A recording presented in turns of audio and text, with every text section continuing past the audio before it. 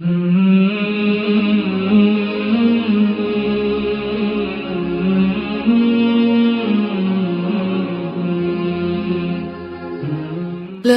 إله إلا الله محمد رسول الله نحمده ونصلي على رسوله الكريم اما بعد فاعوذ بالله من الشيطان الرجيم بسم الله الرحمن الرحيم رب اشرح لي صدري ويسر لي امري واحلل عقدة من لساني يفقهوا قولي اذا سألك عبادي عني فاني قريب اجيب دعوة الداعي اذا دعان فَلْيَسْتَجِيبُوا لِي وَلْيُؤْمِنُوا بِي لَعَلَّهُمْ يَرْشُدُونَ۔ اور جب میرے بندے آپ سے میرے بارے میں سوال کریں تو کہہ دیجئے بے شک میں قریب ہوں، میں پکارنے والے کی پکار کا جواب دیتا ہوں۔ جب وہ مجھے پکارے تو ان کو چاہیے کہ وہ بھی میرا حکم مانیں اور مجھ پر ایمان رکھیں تاکہ وہ ہدایت پا جائیں۔ السلام علیکم ورحمۃ اللہ وبرکاتہ۔ کیا حال ہے سب کا؟ الحمدللہ۔ زید بن ارقم رضی اللہ عنہ سے روایت ہے کہ نبی صلی اللہ علیہ وسلم نے فرمایا، اللہ عز و جل کی کتاب ہی اللہ کی رسی ہے، جو اس کی پیروی کرے گا وہ ہدایت پر رہے گا اور جو اسے چھوڑ دے گا وہ گمراہی پر رہے گا۔ تو ہم سب کے لیے لازم ہے کہ ہم اللہ کی کتاب کو پکڑے رکھیں تاکہ ہم سیدھے راستے پر رہیں، صراط الذین انعمت علیہم، ان لوگوں کے راستے پر جن پر اللہ سبحانہ تعالیٰ نے انعام کیا۔ قرآن مجید جو اللہ کی رسی ہے، اس کو پکڑنے کا مطلب کیا ہے کہ اس کو پڑھتے رہیں، اس کو سمجھتے رہیں، اس میں غور و فکر اور تدبر کرتے رہیں، کیونکہ کتاب کے آنے کا مقصد ہی یہی ہے۔ کتاب انزلناہ الیک مبارک لیدبروا آیاتہ ولیتذکر اولو الالباب، جو کتاب ہم نے آپ کی طرف نازل کی ہے بڑی برکت والی ہے تاکہ لوگ اس کی آیات میں غور و فکر کریں، اس کے اسرار کو جانیں، اس کی حکمتوں کو جانیں اور اہل عقل اس سے سبق حاصل کریں۔ حسن بصری رحمہ اللہ کہتے ہیں، قرآن اس لیے نازل کیا گیا تاکہ اس پر غور و فکر کیا جائے، لیکن عموماً ہم صرف اس کی قرأت یا حفظ کو ہی نیکی کا کام سمجھتے ہیں، اس کو سمجھتے نہیں ہیں، غور و فکر نہیں کرتے۔ تو وہ کہتے ہیں کہ یہ نازل ہی اس لیے کیا گیا ہے کہ اس پر غور و فکر کیا جائے، اس پر عمل کیا جائے، لیکن لوگوں نے اس کی تلاوت کو اپنا عمل بنا لیا، یعنی تلاوت ہی کو کافی سمجھ لیا ہے۔ امام ابن تیمیہ کہتے ہیں، جو ہدایت کی غرض سے قرآن میں تدبر کرتا ہے اس کے لیے حق کا راستہ واضح ہو جاتا ہے۔ یحییٰ ابن سعید سے مروی ہے، وہ کہتے ہیں کہ میں اور محمد بن یحییٰ بن حبان دونوں بیٹھے ہوئے تھے کہ محمد نے ایک آدمی کو بلایا اور اس سے کہا، مجھے وہ بتاؤ جو آپ نے اپنے والد سے سنا ہے۔ اس آدمی نے کہا، میرے والد نے مجھے بتایا کہ وہ زید بن ثابت جو ایک صحابی تھے ان کے پاس آئے اور ان سے پوچھا کہ آپ کا 7 دن میں قرآن مکمل کر لینے کے بارے میں کیا خیال ہے، یعنی 7 منزلیں جو ہیں تو 7 دن میں پڑھ لیا جائے۔ زید نے کہا، یہ اچھا کام ہے، لیکن میں اسے آدھے مہینے یا 10 دن میں پڑھ کر مکمل کروں تو یہ مجھے 7 دن میں پڑھنے سے زیادہ عزیز ہے، اور آپ مجھ سے پوچھیں کہ ایسا کیوں ہے؟ انہوں نے کہا، میں آپ سے پوچھتا ہوں کہ ایسا کیوں ہے؟ تو زید نے کہا، اس لیے تاکہ میں قرآن میں غور و فکر کروں اور اس کے مسائل پر رک کر تدبر کروں، غور کروں۔ تو قرآن مجید کی تلاوت کرتے ہوئے بھی کیا کرنا چاہیے؟ رک کر اس پہ غور کرنا چاہیے۔ اسی لیے تلاوت کا معمول بھی آپ ترجمے والے قرآن مجید سے بنا لیجئے، اور خصوصاً جہاں نیچے لفظ کا ترجمہ لکھا ہوتا ہے، تاکہ پڑھتے پڑھتے آپ رک جائیں اور اللہ سبحانہ تعالیٰ آپ سے کیا کہہ رہے ہیں اس پر غور و فکر کر سکیں، کیونکہ قرآن مجید کی تلاوت اور اس کی سمجھ لازم و ملزوم ہے۔ قرآن کا حق ادا ہی نہیں ہوتا جب تک کہ اس کو اس مقصد کے لیے نہ پڑھا جائے جس کے لیے وہ آیا ہے۔ تو اللہ تعالیٰ سے دعا ہے کہ اللہ تعالیٰ ہمیں اس کی توفیق عطا فرمائے۔ 10واں پارہ۔ اعوذ باللہ من الشیطان الرجیم، بسم اللہ الرحمن الرحیم، وَاعْلَمُوا أَنَّمَا غَنِمْتُم مِّن شَيْءٍ فَأَنَّ لله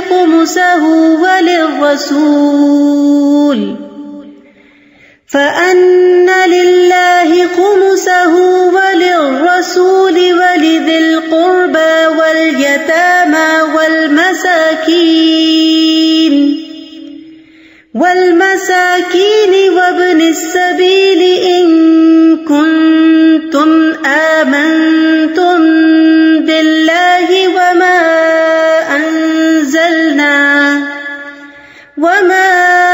أنزلنا على عبدنا يوم الفرقان يوم التقى الجمعان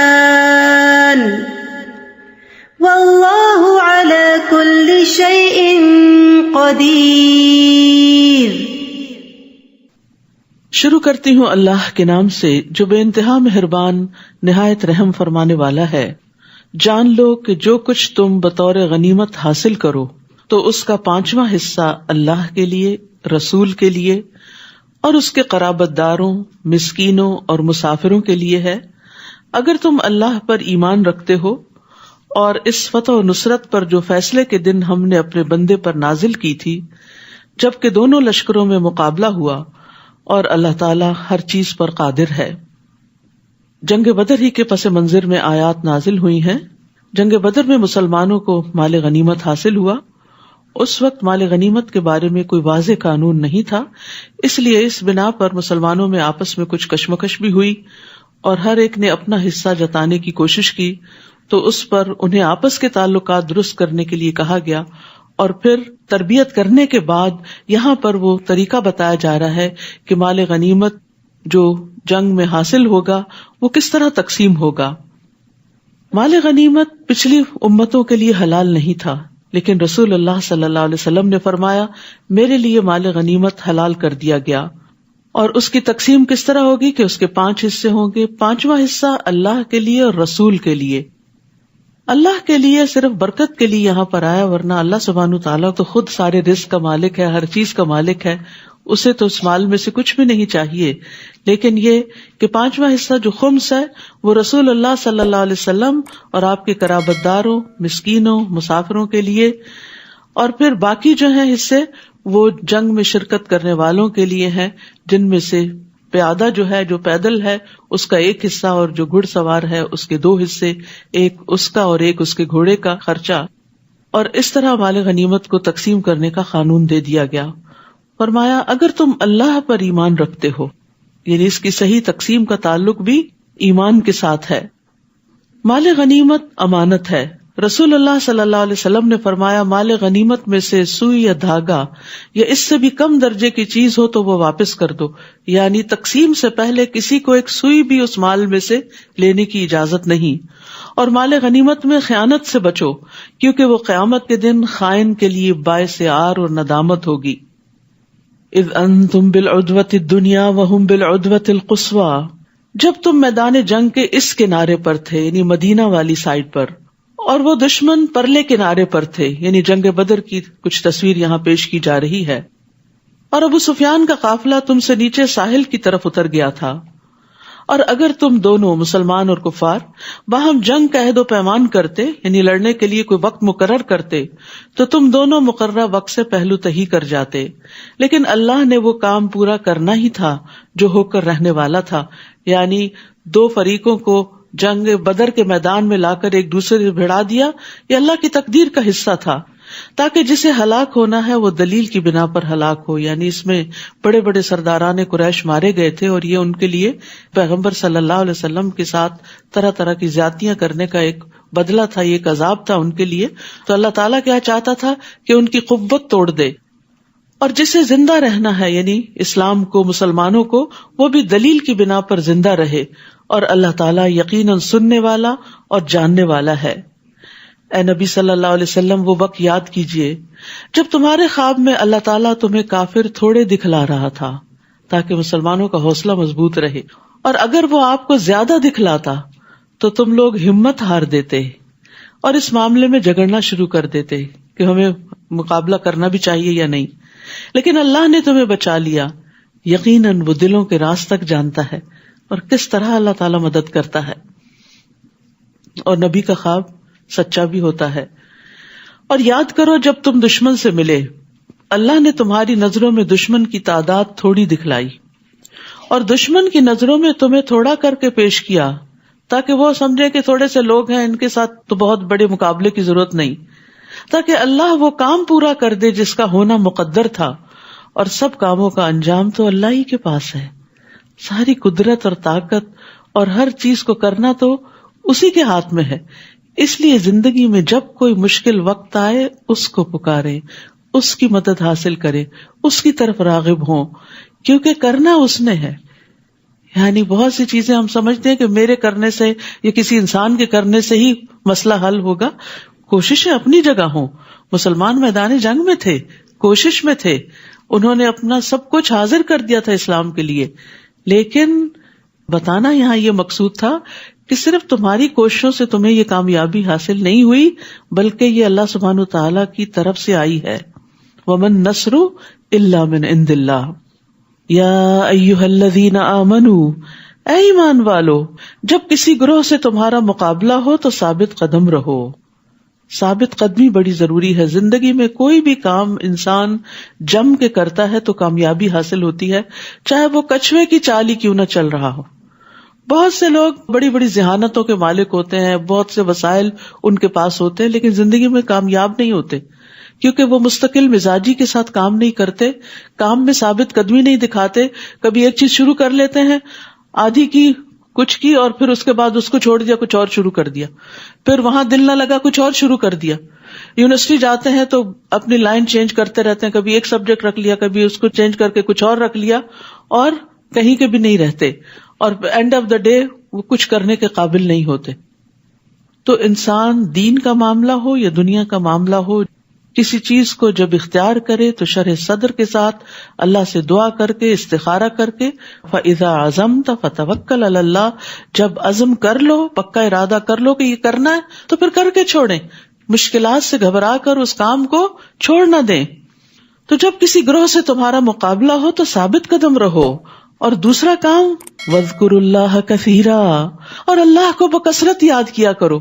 یعنی اپنی ہمت بھی لگاؤ اور اللہ کی یاد بھی زیادہ سے زیادہ ہو تاکہ تم کامیاب رہو. تو یہاں کامیابی کے 2 نکات بتا دیے گئے، ثابت قدمی اور اللہ کا ذکر، اور اللہ کے ذکر کی کثرت. صرف ذکر ہی نہیں، بہت زیادہ ذکر، بہت زیادہ دعائیں، التجائیں، فریادیں، جیسے پیچھے بھی آیا اذ تستغیثون ربکم، جب تم اپنے رب سے فریادیں کر رہے تھے. تو نبی صلی اللہ علیہ وسلم کون سی دعا کے ساتھ فریاد کر رہے تھے؟ یا حی یا قیوم برحمتک استغیث، تیری رحمت کی میں فریاد کرتا ہوں، تو اپنی رحمت برسا دے. تو یہ کلمہ جو ہے، اس سے جب دعا کی جاتی ہے تو قبولیت پاتی ہے. یہ فریادی کلمات ہیں. انسان اللہ سے فریادیں کرتا ہے تو جہاں کہیں کو مشکل پیش آئے، لوگوں کے پاس جانے اور بتانے کی ضرورت نہیں ہے، براہ راست اللہ سبحانہ تعالیٰ سے اپنا تعلق قائم کریں، کیونکہ ساری چیزوں کا مالک وہی ہے، کرنا اسی نے ہے. کوشش کے ساتھ خوب خوب دعائیں. اور کیا ہے کامیابی کے لیے کرنے کے کام؟ وَأَطِيعُوا اللَّهَ وَرَسُولَهُ، اور اللہ اور اس کے رسول کی اطاعت کرو. اور کیا نہیں کرنا؟ وَلَا تَنَازَعُوا، اور آپس میں جھگڑا نہ کرو.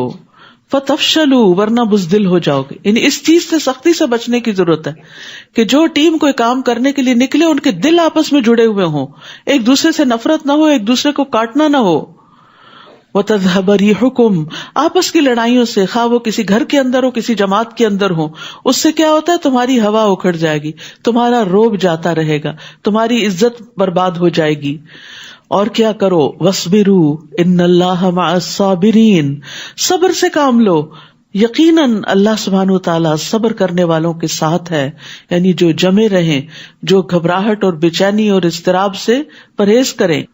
تو یاد رکھیے، جھگڑا ناکامی کی طرف لے جاتا ہے، کیونکہ جھگڑے سے باہم غضب بھڑکتا ہے، اور جب ایک دوسرے پر غصہ آتا ہے تو پھر ایک دوسرے سے تعاون ختم ہو جاتا ہے، اور جب تعاون ختم ہو جاتا ہے تو فوج ہو، جماعت ہو، کوئی گروہ ہو، ان کے بیچ میں رکھنے پڑ جاتے ہیں، اور پھر دل مقصد پر فوکس کرنے کی بجائے جھگڑے پر فوکس کرنا شروع کر دیتے ہیں، اور دشمن کے شر سے بچنے کی بجائے آپس میں ہی ایک دوسرے کے شر سے بچنے میں مصروف رہتے ہیں، اور اس طرح جھگڑے کی وجہ سے دشمن قابو پا جاتا ہے. تو اس لیے یہاں پر خاص طور پر جھگڑوں سے بچنے کے لیے کہا گیا. نبی صلی اللہ علیہ وسلم نے حضرت معاذ اور ابو موسیٰ الاشعری رضی اللہ عنہ کو یمن بھیجا. آپ نے فرمایا لوگوں کے لیے آسانی پیدا کرنا، انہیں سختیوں میں مبتلا نہ کرنا، ان کو خوش رکھنا، نفرت نہ دلانا، اور تم دونوں آپس میں اتفاق رکھنا، اختلاف پیدا نہ کرنا. یہ وہ اس وقت کے گورنر بنا کر بھیجے گئے تھے، لیڈرز تھے. تو ایک لیڈر کے اندر یہ کوالٹی ہونی چاہیے کہ وہ اپنے ساتھیوں کو اور اپنی جماعت کو پیار کے ساتھ، محبت کے ساتھ لے کر چلے اور ان کے لیے آسانیاں پیدا کرے. یہ نہیں کہ اب آپ کو اتھارٹی مل گئی ہے اور آپ دوسروں پر حکم چلا کر ان کی زندگی دوبھر کر دیں اور ان پر سختیاں کریں. نہیں، ان کو خوش رکھیں، نفرت نہ دلائیں، اتفاق رکھیں، اختلاف پیدا نہ کریں. یہ ہے کامیابی کی علامات. جس قوم کے اندر، جس گروہ کے اندر یہ خوبیاں پیدا ہو جاتی ہیں وہ ترقی کی منزلیں طے کرنے لگتی ہے. جابر رضی اللہ عنہ سے روایت ہے کہ میں نے نبی صلی اللہ علیہ وسلم کو فرماتے ہوئے سنا، یقیناً شیطان اس بات سے مایوس ہو چکا ہے کہ جزیرۃ العرب میں نمازی اس کی عبادت کریں، لیکن وہ ان میں لڑائی اور فساد کرا دے گا. لوگ آپس میں لڑیں گے، دین سب کا ایک ہوگا لیکن دل جدا ہو جائیں گے. تو یاد رکھیے کسی بھی معاملے میں جھگڑا پسندیدہ نہیں. جھگڑا چھوڑنے والے کے لیے جنت کا وعدہ ہے. رسول اللہ صلی اللہ علیہ وسلم نے فرمایا، میں اس شخص کے لیے جنت کے اطراف میں ایک گھر کا ضامن ہوں جو حق پر ہونے کے باوجود جھگڑا چھوڑ دے. یعنی حق اس کا ہے لیکن وہ وڈرا کر لے اور صلح کر لے. پھر فرمایا، اور ان لوگوں کی طرح نہ ہو جانا جو اپنے گھروں سے اتراتے ہوئے اور لوگوں کو اپنی شان دکھلاتے ہوئے نکلے. اشارہ ہے کفار قریش کی طرف کہ جو مقابلے کے لیے آ رہے تھے تو بہت دھوم دھڑاکے کے ساتھ. یہ لوگ اللہ کی راہ سے روکتے تھے اور جو کچھ وہ کرتے تھے اللہ ان کا احاطہ کیے ہوئے ہے. یعنی یہ لوگ نبی صلی اللہ علیہ وسلم کی لائی ہوئی دعوت کا انکار کرتے تھے اور لوگوں کو آپ کی طرف آنے نہیں دیتے تھے اور اپنے غلط کاموں پر بھی اترانے والے تھے. یاد رکھیے اترانا اور فخر جتانا اللہ سبحانہ تعالیٰ کو پسند نہیں. نبی صلی اللہ علیہ وسلم نے فرمایا، جو شہرت کا طالب ہو اللہ تعالیٰ اس کی شہرت قیامت کے دن سب کو سنا دے گا. جو کوئی لوگوں کو دکھانے کے لیے کوئی کام کرے گا اللہ تعالیٰ قیامت کے دن اس کو سب لوگوں کو دکھا دے گا. یعنی اس کے دھوکے کو، اس کے فریب اور فراڈ کو سب کے سامنے کر دے گا کہ بظاہر اس نے اپنے اوپر دین کا لبادہ اڑا ہوا تھا لیکن یہ دراصل اپنے آپ کو نمایاں کرنا چاہتا تھا. وَإِذْ زَيَّنَ لَهُمُ الشَّيْطَانُ أَعْمَالَهُمْ، جبکہ شیطان نے ان کے لیے ان کے اعمال خوشنما بنا کر دکھائے اور کہنے لگا آج تم پر کوئی غالب نہیں آ سکتا. یعنی شیطان نے نبی صلی اللہ علیہ وسلم کے دشمنوں کو، مخالف فوج کو دھوکے میں مبتلا کیا کہ تمہاری طاقت زیادہ ہے اور تمہاری شان و شوکت زیادہ ہے، مسلمان تو تعداد میں بہت کم ہیں اور ان کے پاس تو اسلحہ بھی نہیں، لہٰذا تم ہی غالب آؤ گے اور میں تمہارا مددگار ہوں. کہتے کہ شیطان بنو مدلج کے ایک لیڈر کی شکل میں آیا اور کہنے لگا کہ ہم بھی تمہارے ساتھ ہیں، تم گھبراؤ نہیں. پھر جب دونوں لشکروں کا آمنا سامنا ہوا تو الٹے پاؤں پھر گیا، کہنے لگا میرا تم سے کوئی واسطہ نہیں، میں وہ کچھ دیکھ رہا ہوں یعنی فرشتے جو تم نہیں دیکھتے. مجھے اللہ سے ڈر لگتا ہے اور اللہ سخت سزا دینے والا ہے. یعنی عین مارکے میں دھوکہ دے گیا. اور یہی شیطان کا کام ہے، انسان کو غلط کام پہ اکساتا ہے اور جب انسان غلط راستے پہ چل پڑتا ہے تو ساتھ چھوڑ دیتا ہے اور جا کے اس کے مخالف کو اکسانے لگتا ہے. یعنی وہ وسوسے دوسرے فریق کے دل میں ڈالتا ہے کہ دیکھو فلاں تمہارے خلاف چڑھائی کر رہا ہے، حتیٰ کہ دنیا میں بھی انسان کو دھوکہ دیتا ہے اور مرواتا ہے. اور ایک اور بات جو اس نے کی، مجھے اللہ سے ڈر لگتا ہے. سبحان اللہ، یا تو سچا ہے یا جھوٹا. اگر سچا ہے تو ہمیں شرم کرنی چاہیے کہ شیطان کو اگر اللہ سے ڈر لگتا تو ہمیں گناہ کرتے ہوئے کیوں نہیں لگتا، اور اگر جھوٹا ہے تو پھر جھوٹے کی بات کا کیا اعتبار. اور اس نے بھی یہی کہا اور اللہ سخت سزا دینے والا ہے. واللہ شدید العقاب. تو عقاب عقوبت سے ہے. عقوبت وہ سزا ہوتی ہے جو کسی فرض کو چھوڑنے اور حرام کام کے ارتکاب پر ہوتی ہے، یعنی کانسیکوینسز کے طور پر. عقب ایڑی کو کہتے ہیں نا، جو پیچھے ہوتی ہے. لیکن یاد رکھیے اطاعت کے بغیر اللہ کا خوف کچھ فائدہ نہیں دیتا. اگر کوئی شخص اللہ کی بات نہیں مانتا، اطاعت نہیں کرتا اور کہتا میں اللہ سے ڈرتا ہوں، تو وہ اپنے کہنے میں جھوٹا ہے. سچا کون ہے؟ جو اللہ سے ڈر کر پھر اللہ کی رضا کے کام کرے. اذ یقول المنافقون والذین فی قلوبہم مرض جب منافقین اور وہ لوگ جن کے دلوں میں بیماری ہے یہ کہہ رہے تھے کہ ان مسلمانوں کو ان کے دین نے دھوکے میں ڈال رکھا ہے، حالانکہ اگر کوئی شخص اللہ پر بھروسہ کر لے تو اللہ یقیناً سب پر غالب اور حکمت والا ہے۔ آج بھی مسلمانوں کو اس قسم کے طعنے دیے جاتے ہیں، لیکن ایسی باتوں کے جواب میں انسان کو اللہ کا حکم مانتے ہوئے اللہ پر ہی توکل کرنا چاہیے۔ کاش آپ اس حالت کو دیکھتے جب فرشتے ان مقتول کافروں کی روحیں قبض کر رہے تھے، یعنی بدر کے میدان میں، تو ان کے چہرے اور ان کی پیٹھوں پر ضربیں لگا رہے تھے، یعنی مار رہے تھے ان کو، اور کہتے تھے اب جلانے والے عذاب کا مزہ چکھو۔ اس سے یہ پتہ چلتا ہے کہ موت کے وقت فرشتے آتے ہیں اور مجرموں کو اس وقت بھی مارتے ہیں۔ یہ تمہارے ان اعمال کا بدلہ ہے جو تم نے اپنے آگے بھیجے ہیں، یعنی ایسے ہی نہیں تمہیں یہ مار پڑ رہی، یہ تمہارے اپنے کرتوتوں کا نتیجہ ہے، ورنہ اللہ تو اپنے بندوں پر ظلم کرنے والا نہیں ہے۔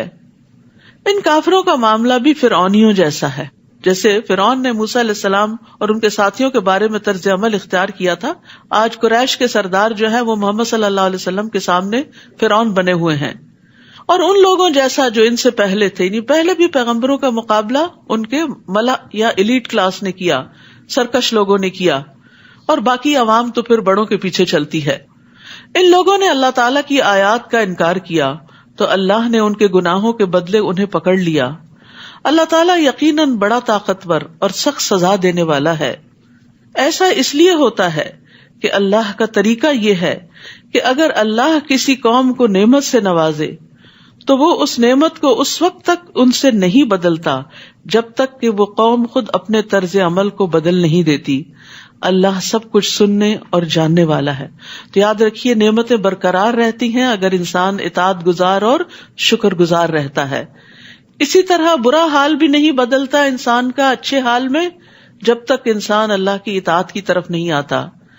اللہ سبحانہ وتعالیٰ کا فرمان کیا ہے کہ جس قوم پر اللہ کوئی انعام کرتا ہے اللہ اس انعام کو اس وقت تک نہیں بدلتا جب تک وہ ناشکری نہ کریں اور شکر گزاری کو چھوڑ نہ دیں۔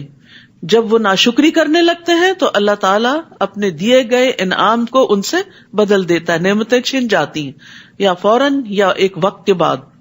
آج آپ دیکھیے کہ جس طرح ہم اس وقت ریسورسز کو غلط طریقے سے استعمال کر رہے ہیں، جیسے کچھ ممالک میں پانی کی کمی ہوتی چلی جا رہی، اس کے باوجود پانی کا جو ضیاع ہے اس سے لوگ پرہیز نہیں کرتے، تو یہ سب نعمتیں ہیں اللہ کی، اللہ تعالیٰ دیتا ہے، لیکن جب لوگ نعمتوں کو ابیوز کرتے ہیں تو پھر اللہ سبحانہ تعالیٰ ان کو مشقتوں میں ڈال دیتا ہے۔ تو انسان کو چاہیے کہ نعمتوں کا صحیح استعمال کرے، نعمت استعمال کر کے شکر گزار ہو اور اللہ تعالیٰ سے مزید نعمتیں طلب کرتا رہے۔ تو دنیا اور آخرت میں خیر کا باعث بننے والی نعمتوں کا سوال کرنا چاہیے۔ انس رضی اللہ عنہ کہتے ہیں کہ ایک مرتبہ رسول اللہ صلی اللہ علیہ وسلم اپنے کسی صحابی کی عیادت کے لیے تشریف لے گئے، وہ چوزے کی طرح ہو چکے تھے، تو آپ نے ان سے پوچھا کیا تم اللہ تعالیٰ سے کوئی دعا مانگتے تھے؟ اس نے کہا جی ہاں، میں یہ دعا مانگتا تھا کہ اے اللہ تو نے مجھے آخرت میں جو سزا دینی ہے وہ دنیا میں ہی دے دے۔ تو رسول اللہ صلی اللہ علیہ وسلم نے اس سے فرمایا تم اللہ کے عذاب کی طاقت نہیں رکھتے، تم نے یہ دعا کیوں نہ کی اللہم ربنا آتنا فی الدنیا حسنہ وفی الآخرۃ حسنہ وقنا عذاب النار، یعنی سزا نہیں کبھی مانگنی چاہیے بلکہ بھلائیاں مانگنی چاہیے۔ مصیبت اور پریشانی میں بھی اللہ تعالیٰ سے عافیت مانگنی چاہیے، بیماری ہو تو شفا مانگنی چاہیے۔ كدأب آل فرعون والذین من قبلهم كذبوا بآیات ربهم فأهلكناهم بذنوبهم وأغرقنا آل فرعون وكل كانوا ظالمین۔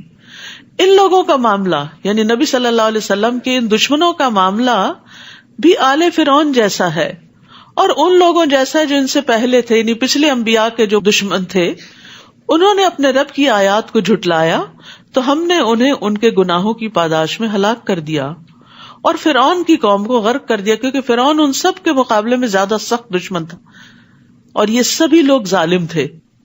تو کفار قریش کو بتایا یہ جا رہا ہے کہ آج تمہارے سامنے بھی وہی انجام آ رہا ہے جو پچھلے انبیاء کے مخالفین کا انجام ہوا تھا کہ ان کی قوموں کو تباہ کر دیا گیا تھا. لیکن محمد صلی اللہ علیہ وسلم کی قوم میں سے جو ایمان لائے ان کو بچا لیا گیا، اور جنہوں نے نہیں مانا ان میں سے کچھ جنگ بدر میں مارے گئے، اور کچھ آگے سورۃ التوبہ میں آپ کو پتہ چلے گا کہ ان کے ساتھ کیا انجام ہوا. ان کو مہلت دینے کے بعد ان کو دھمکی دی کہ اگر تم نہیں مانتے تو یا نکل جاؤ یا تمہیں ختم کر دیا جائے گا. اللہ کے ہاں بدترین جانور، انسان نہیں کہا، بدترین جانور وہ لوگ ہیں جنہوں نے حق کا انکار کر دیا، پھر وہ ایمان لانے پر تیار نہیں. یعنی رسول کو اپنے سامنے پا کر، قرآن کو اپنے سامنے پا کر، سارے دلائل دیکھ کر پھر بھی نہیں مانے، تو پھر ایسے لوگ انسان ہی نہیں. وہ لوگ جنہوں نے آپ سے عہد کیا پھر وہ ہر بار ہی اپنے عہد کو توڑ دیتے ہیں اور اللہ سے ڈرتے نہیں. جیسے فرعونیوں نے موسیٰ علیہ السلام سے عہد کیے کہ اگر ہماری مشکل ٹل جائے تو ہم مان جائیں گے، لیکن پھر عہد توڑ دیتے، پھر مشکل آتی، پھر وہی سلسلہ چل پڑتا. ایسے عہد شکن لوگ اگر آپ کو میدان جنگ میں مل جائیں تو انہیں عبرتناک سزا دیں تاکہ ان کے پچھلے بھی سبق حاصل کریں. اور اگر آپ کو کسی قوم سے خیانت، عہد شکنی کا خطرہ ہو تو برابری کی سطح پر ان کا معاہدہ ان کے آگے پھینک دیں، کیونکہ اللہ تعالیٰ خیانت کرنے والوں کو پسند نہیں کرتا. یعنی جن قوموں کے ساتھ معاہدے ہوں ان معاہدوں کو پورا کیا جائے. المائدہ میں بھی معاہدے پورے کرنے کا حکم دیا گیا تھا. تو معاہدہ چاہے کسی مسلمان سے ہو یا نان مسلم سے ہو، اسے پورا کرنا چاہیے. اور کافر لوگ ہرگز یہ خیال نہ کریں کہ وہ بازی لے جائیں گے، یعنی محمد صلی اللہ علیہ وسلم کے مقابلے میں کامیاب ہو جائیں گے، کیونکہ وہ ہمیں عاجز نہیں کر سکتے. اللہ سبحانہ تعالیٰ نے آخر کار ہر پیغمبر کو فتح بخشی. اور جہاں تک ممکن ہو کافروں کے مقابلے میں قوت اور جنگی گھوڑے تیار رکھو. یعنی نبی صلی اللہ علیہ وسلم کو حکم دیا جا رہا ہے کہ اللہ کی مدد اور اللہ کا ذکر اور اللہ سے دعا کرنے کے ساتھ ساتھ اپنی تیاریاں بھی جاری رکھو، جن سے تم اللہ کے اور اپنے دشمنوں کو اور ان دوسرے دشمنوں کو خوف زدہ کر سکو جنہیں تم نہیں جانتے مگر اللہ انہیں جانتا ہے. اور جو کچھ بھی تم اللہ کی راہ میں خرچ کرو گے تمہیں اس کا پورا پورا بدلہ مل جائے گا، اور تمہارے ساتھ کچھ بے انصافی نہ ہوگی. یعنی اس تیاری کے لیے لازماً مال درکار ہے، تو جو اپنے مال میں سے کچھ بھی خرچ کرے گا وہ اللہ کے ہاں اس کا بدلہ پائے گا. اور اگر وہ صلح کی طرف مائل ہو، یعنی تمہارے دشمن صلح کرنا چاہتے ہو اور آپ کو یہ اندیشہ ہو کہ شاید وہ دھوکہ دے جائیں، تو آپ بھی اللہ پہ بھروسہ کرتے ہوئے صلح پر آمادہ ہو جائیے، کیونکہ ہمارا دین صلح پسند ہے. جنگ صرف بوقت ضرورت ہے. یقیناً وہ سب کچھ سننے والا اور جاننے والا ہے. اور اگر وہ آپ کو دھوکہ دینے کا ارادہ رکھتے ہوں تو آپ کے لیے اللہ کافی ہے. وہی تو ہے جس نے اپنی مدد سے اور مسلمانوں کے ذریعے آپ کی تائید کی اور ان صحابہ کرام کے دلوں میں الفت ڈال دی، باہم محبت ڈال دی. اگر وہ سب کچھ خرچ کر ڈالتے جو اس زمین میں موجود ہے تو بھی آپ ان کے دلوں میں الفت پیدا نہیں کر سکتے تھے. محبتیں مال سے پیدا نہیں کی جا سکتی. بعض گھرانوں میں آپ دیکھیں کہ شوہر بڑے بڑے قیمتی تحفے بیویوں کو لا کر دیتے ہیں، لیکن وقت نہیں دیتے، پاس نہیں بیٹھتے، جذبات کا خیال نہیں رکھتے. وہ سمجھتے ہیں کہ صرف مال دے کے خوش کیا جا سکتا ہے، تو وہ کبھی بھی اپنی بیوی کی محبت حاصل نہیں کر سکتے. اس کے برعکس ایک غریب شوہر جو بیوی کے جذبات کا خیال رکھتا ہے، اپنی حیثیت کے مطابق اس کی ضروریات کا خیال رکھتا ہے، کیئرنگ ہے، وہ کہیں زیادہ جواب میں محبت اور عزت پاتا ہے. اور یہ کسی بھی رشتے اور کسی بھی ریلیشن کے معاملے میں ہے کہ آپ لوگوں کو مال سے نہیں خرید سکتے. مال سے خریدے ہوئے لوگ وقتی فائدہ دے سکتے ہیں آپ کو، ان کے دلوں میں آپ کی مستقل محبت نہیں ہو سکتی. تو یہاں بھی اللہ سبحانہ و تعالیٰ فرما رہے ہیں کہ یہ محبت اللہ نے دلوں میں ڈالی ہے. اگر آپ وہ سب کچھ خرچ کر ڈالتے جو زمین میں، پورے کی پوری دولت، پوری زمین کا سامان، تو بھی آپ ان کے دلوں میں الفت نہیں پیدا کر سکتے تھے. یہ دل جو ہے نا، یہ اللہ کے ہاتھ میں ہوتے ہیں. اللہ جس کے دل میں جس کی محبت ڈال دے، یہ اسی کا کام ہے. اس لیے اگر لوگوں کے دلوں میں آپ سمجھیں کہ بچے آپ سے محبت نہیں کرتے، یا بہن بھائیوں کے دلوں میں محبت نہیں آپ کے لیے، یا شوہر کے دل میں نہیں، تو یہ بھی اللہ سے مانگیے کہ اللہ ان کے دلوں کو ہمارے لیے مسخر کر دے اور ہماری طرف راغب کر دے، تاکہ ہم اس دنیا میں بھی ایک اچھے خوشگوار ریلیشن شپ میں ہوں. کیونکہ جب آپ کسی سے محبت کرتے ہو، جواب میں آپ کو محبت نہ ملے، تو یہ بڑی تکلیف دہ بات ہوتی ہے. فرمایا یہ اللہ ہی ہے جس نے ان میں الفت ڈال دی، کیونکہ وہ سب پر غالب اور حکمت والا ہے. ابن عباس کہتے ہیں بے شک جب اللہ کچھ دلوں کو ایک دوسرے کے قریب کر دیتا ہے تو کوئی چیز انہیں دور نہیں کر سکتی. یعنی آپ ایک دوسرے کے خلاف بھی ان کو بھڑکائیں تو آپ انہیں توڑ نہیں سکتے. بازو کو دشمن کی یہ چال ہوتی ہے پھوٹ ڈالنے کے لیے ایک دوسرے کے درمیان غلط فہمیاں ڈالنا. پھر انہوں نے اسی آیت کی تلاوت کی کہ لوگوں کی ڈالی ہوئی غلط فہمیاں کوئی نقصان نہیں دیتی اگر اللہ محبت ڈالے رکھے. تو نکتہ کیا ہے، راز کیا ہے کہ کسی بھی مسئلے میں اپنا معاملہ اللہ سے درست کر لیں، وہ آپ کے سارے معاملات کا ذمہ لے لے گا، وہ آپ کے معاملات درست کر دے گا. ہم بعض اوقات دوسروں کو بلیم کرنا شروع کر دیتے ہیں یا صرف رونے دھونے سے کام لیتے ہیں، اللہ سبحانہ و تعالیٰ کی طرف رجوع نہیں کرتے اور مسائل حل نہیں ہوتے. تو سب سے آسان طریقہ کیا ہے؟ ایاک نعبد و ایاک نستعین. تیری ہم عبادت کر، تیرے ہم بندے ہیں، تجھ سے ہی مدد چاہتے ہیں، تو نہیں مسئلہ حل کرنا ہے، کوشش ہم کریں گے، مدد تو کرے گا. اور پھر آپ دیکھیں کیسے کیسے ونڈرز ہوتے ہیں. اور پھر یہ دعائیں بھی پڑھنی چاہیے، اللہم الف بین قلوبنا واصلح ذات بیننا واہدنا سبل السلام، آخر تک. اے اللہ ہمارے دلوں میں الفت پیدا کر دے اور ہمارے آپس کے معاملات کی اصلاح کر دے. یہ گھروں کے جھگڑے فساد میں بڑی بہترین دعا ہے. اور ہمیں سلامتی کے راستوں کی طرف رہنمائی فرما اور ہمیں اندھیروں سے نجات دے کر نور کی طرف لے آ اور ہمیں تمام ظاہری اور چھپی بدکاریوں سے محفوظ رکھ. اور ہمارے کانوں اور ہماری آنکھوں اور ہمارے دلوں اور ہمارے گھر والوں اور ہمارے بچوں میں برکتیں عطا فرما اور ہماری توبہ قبول فرما. بلا شبہ تو بہت زیادہ توبہ قبول کرنے والا ہے اور رحمت کرنے والا ہے، اور ہمیں اپنی نعمتوں کا شکر کرنے والا بنا دے اور ان کی تعریف کرنے والا اور ان کو قبول کرنے والا بنا دے اور ان نعمتوں کو ہم پر مکمل فرما دے. یہ دعائیں اور اسی طرح کی اور دعائیں جو ہیں، یہ چھوٹی سی کتاب ہے قرآنی اور مسنون دعائیں، ان میں موجود ہیں. آپ اپنا روز کا معمول بنا لیں کہ شروع سے لے کے آخر تک اس کو 4 دن میں پڑھیں، ہفتے میں پڑھیں، روز کا 1 صفحہ پڑھیں، کچھ نہ کچھ دعائیں. اس طرح آپ دیکھیں ساری اچھی اچھی دعائیں آپ مانگ لیں گے. ورنہ اگر اپنے حافظے اور اپنی سوچ اور اپنے دل سے یہ مانگنا پڑے تو ہم یہ سارا کچھ مانگ ہی نہیں سکتے. نبی صلی اللہ علیہ وسلم کی دعائیں بہت جامع دعائیں ہیں.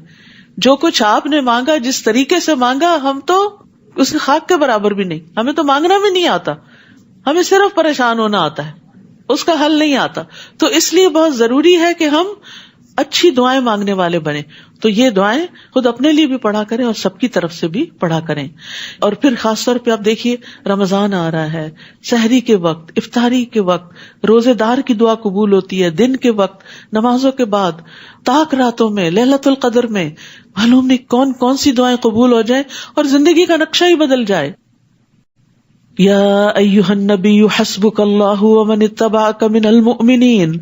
اے نبی آپ کے لیے اور ان مومنوں کے لیے جو آپ کے حکم پر چلتے ہیں اللہ ہی کافی ہے.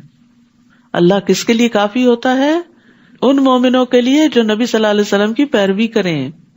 یاد رکھیے اللہ کے احکامات کی حفاظت کریں تو اللہ کی حفاظت ملتی ہے. عبداللہ بن عباس کہتے ہیں ایک دن میں رسول اللہ صلی اللہ علیہ وسلم کے پیچھے سوار تھا. 10-11 سال کے تھے اس وقت. آپ نے فرمایا اے لڑکے میں تجھے چند کلمات سکھا رہا ہوں، اللہ کے احکام کی حفاظت کرو، اللہ تمہاری حفاظت کرے گا. چھوٹے بچوں کو بھی یہ باتیں سمجھا دینی چاہیے تاکہ بچپن سے ہی وہ اپنی نمازوں کی حفاظت کرے، اپنے روزوں کی، اپنے ذکر اذکار کی، اپنے اخلاق کی.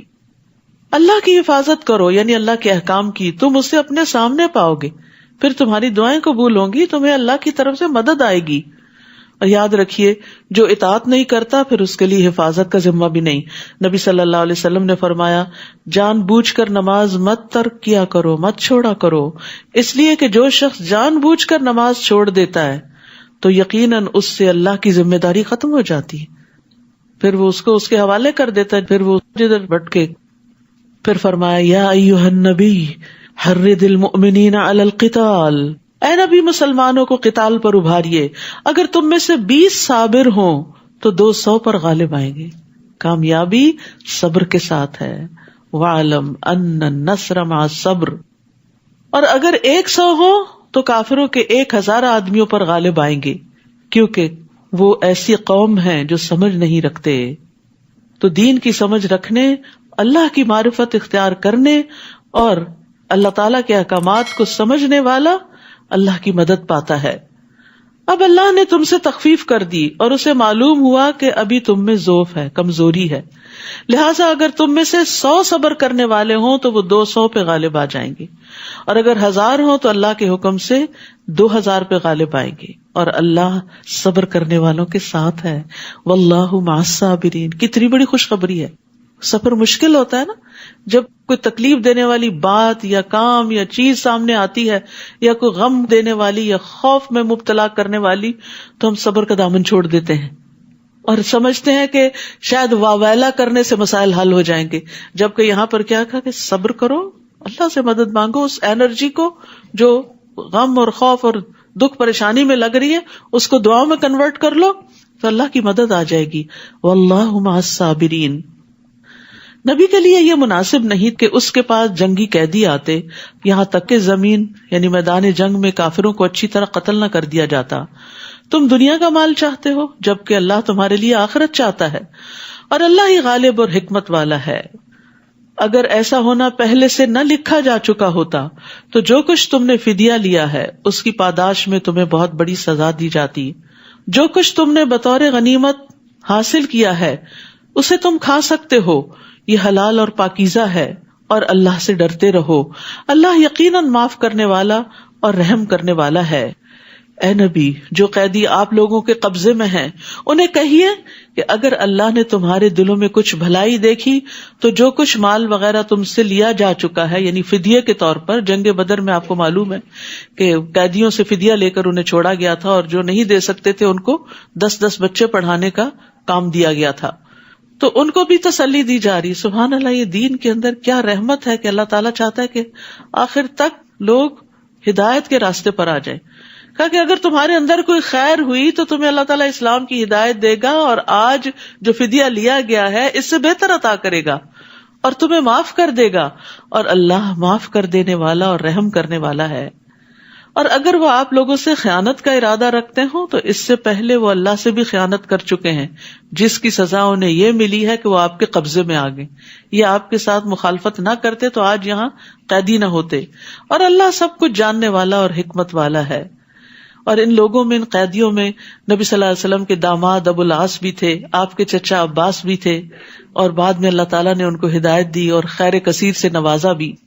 جو لوگ ایمان لائے اور ہجرت کی اور اللہ کی راہ میں اپنے اموال اور جانوں سے جہاد کیا، اور وہ لوگ جنہوں نے ان مہاجرین کو پناہ دی اور ان کی مدد کی، یہ سب ایک دوسرے کے ولی ہیں، دلی دوست ہیں۔ اور جو لوگ ایمان لائے لیکن ہجرت نہیں کی، ان سے وہ تمہارا ولایت کا کوئی تعلق نہیں، حتیٰ کہ وہ ہجرت کر کے آ جائیں۔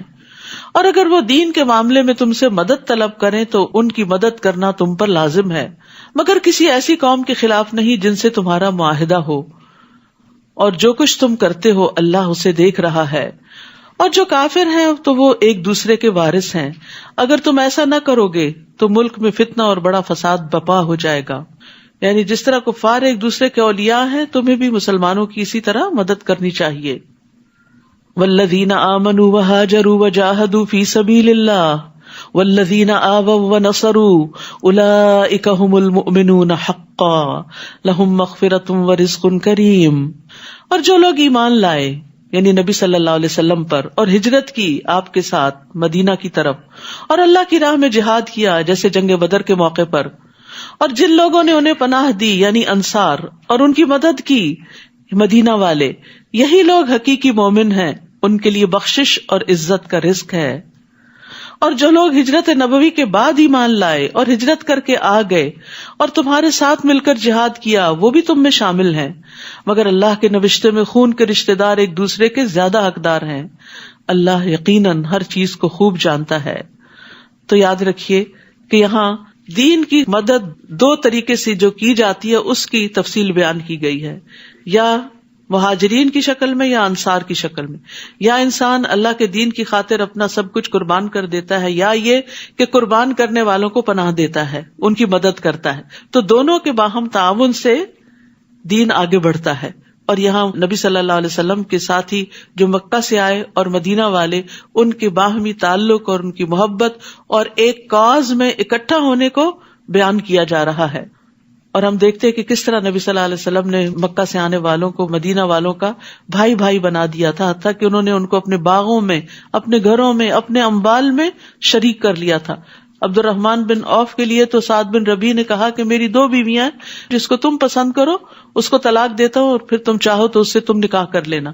لیکن انہوں نے شکریہ ادا کرتے ہوئے کہا دلونی علی السوق، مجھے بازار کا رستہ بتاؤ، میں خود کام کروں گا اور اپنے لیے کماؤں گا. یعنی انہوں نے بھی لالچ نہیں رکھی، کیونکہ وہ مال کے لیے تو آئے نہیں تھے، وہ تو جس مقصد کے لیے آئے تھے، جو نیت اور جو غرض تھی وہی ذہن میں تھی، اسی کے مطابق کام کر رہے تھے. انس رضی اللہ عنہ کہتے ہیں کہ نبی صلی اللہ علیہ وسلم جب مدینہ تشریف لائے تو آپ کے پاس مہاجرین نے آ کر عرض کیا، اے اللہ کے رسول، جس قوم کے پاس ہم آئے ہیں یعنی مدینہ والے، ان سے بڑھ کر ہم نے کوئی ایسی قوم نہیں دیکھی جو بہت زیادہ خرچ کرنے والی ہے اور تھوڑے مال ہونے کی صورت میں بھی دوسروں کے ساتھ غمخواری کرنے والی. نہیں بھی تو پھر بھی دل جوئی کرتے ہیں. بعض اوقات ہوتا ہے نا، آپ کے پاس نہیں ہوتا تو آپ اچھی بات ہی کر دیتے ہیں دوسرے کو، اور بعض اوقات ہوتا ہے اور آپ دیتے ہیں اور احسان جتا کے ضائع کرتے ہیں. انصار کی خوبی کیا تھی کہ اگر ہے تو خوب خرچ کرتے، نہیں تو دل جوئی کرتے. وہ کہتے ہیں چنانچہ انہوں نے ہمیں محنت و مشقت سے باز رکھا، ہمیں آرام اور راحت میں شریک کیا، یہاں تک کہ ہمیں خوف ہے کہ ساری نیکیوں کا ثواب ان کو نہ مل جائے، کیونکہ ہم سے زیادہ تو یہ قربانیاں کر رہے ہیں. تو نبی صلی اللہ علیہ وسلم نے فرمایا، ایسی بات نہیں، جب تک تم لوگ اللہ سے ان کے لیے دعائے خیر کرتے رہو گے اور ان کا شکریہ ادا کرتے رہو گے. یعنی کسی کے بھی احسان کو فار گرانٹیڈ نہیں لینا چاہیے. اگر کوئی آپ کے ساتھ احسان کرتا ہے تو آپ اس کو دل سے دعا دیں، چاہے سامنے دیں چاہے دل میں دیں، قبولیت کے موقع پر دیں. تو محسنین کے احسان کو یاد رکھنا مومن کی شان ہوتی ہے، اور پھر یہ کہ شکریہ بھی ادا کرنا چاہیے. اور پھر اسی طرح ایک اور روایت میں آتا ہے، ابو ہریرہ کہتے ہیں کہ انصار نے نبی صلی اللہ علیہ وسلم سے عرض کیا، آپ باغوں کو ہمارے اور ہمارے مہاجر بھائیوں کے بیچ میں تقسیم کر دیجئے. آپ نے دیکھا ہوگا کوئی بھی فارمر اپنی لینڈ پراپرٹی کسی کو نہیں دینا چاہتا، لیکن کتنا بڑا دل تھا کہ آپ تقسیم کر دیں. آپ نے فرمایا نہیں. اس پر انصار نے مہاجرین سے کہا، آپ لوگ ہمارے باغوں کی دیکھ بھال کا ذمہ لیں، ہم آپ کو پیداوار میں شریک کر لیں گے. مہاجرین نے کہا، ہم نے سنا اور ہم نے مان لیا. لیکن انصار ہمیشہ ان کا خیال رکھنے والے تھے. انس رضی اللہ عنہ سے روایت ہے، انہوں نے کہا رسول اللہ صلی اللہ علیہ وسلم نے ارادہ فرمایا کہ بحرین کے علاقے میں کچھ جاگیریں لوگوں کو دیں. انصار نے مشورہ دیا کہ آپ ایسا نہ کریں یہاں تک کہ ہمارے مہاجرین بھائیوں کو بھی جاگیریں دیں جیسا کہ آپ ہمیں دیں گے. ان کو دے رہے تھے آپ، اور انہوں نے کہا کہ نہیں، ہم اس وقت تک نہیں لیں گے جب تک ان کو نہیں ملے گا. یہ کیسا دل ہوتا ہے. اور یہ وسعت کب آتی ہے؟ جب پتہ ہوتا ہے کہ ہر چیز کا اجر اللہ سے ملنے والا ہے، اور اس کا صرف پتہ ہی نہیں ہوتا، یقین بھی ہوتا ہے. تو جو شخص اللہ پہ بھروسہ کرتا ہے، اللہ سے اجر کی توقع رکھتا ہے، اس کے دل سے دنیا کے مال کی لالچ نکل جاتی ہے، اور سمجھتا ہے اللہ کا دیا ہوا ہے، اور اللہ تعالیٰ نے اگر آج دیا تو وہ کل بھی دے گا. تو اگر ہم نے کسی کو دیا تو کمی تھوڑی آ جائے گی. آپ صلی اللہ علیہ وسلم نے فرمایا، ان قریب تم دیکھو گے کہ لوگوں کو تم پر ترجیح دی جائے گی. ایسے حالات میں میری ملاقات تک صبر کرنا، بے چین نہ ہونا. سورۃ التوبہ. اعوذ باللہ من الشیطان الرجیم. براءۃ من اللہ ورسولہ الی الذین عاہدتم من المشرکین فسیحوا فی الارض 4 اشہر واعلموا انکم غیر معجز اللہ وَأَنَّ اللَّهَ مُخْزِي الْكَافِرِينَ. اس سورت کے 2 نام ہیں، سورۃ البراءہ اور سورۃ التوبہ، جبکہ اجتہادی طور پر اس کے 19 اور نام بھی بتائے گئے ہیں. یہ سورت بسم اللہ کے بغیر شروع ہوتی ہے. نبی صلی اللہ علیہ وسلم نے اس کو اسی طرح لکھوایا، اور پھر جب مصحف عثمانی تیار کیا گیا تو اس میں بھی اس کو اسی طرح لکھ دیا گیا. علی بن ابی طالب کہتے ہیں بسم اللہ امان ہوتی ہے.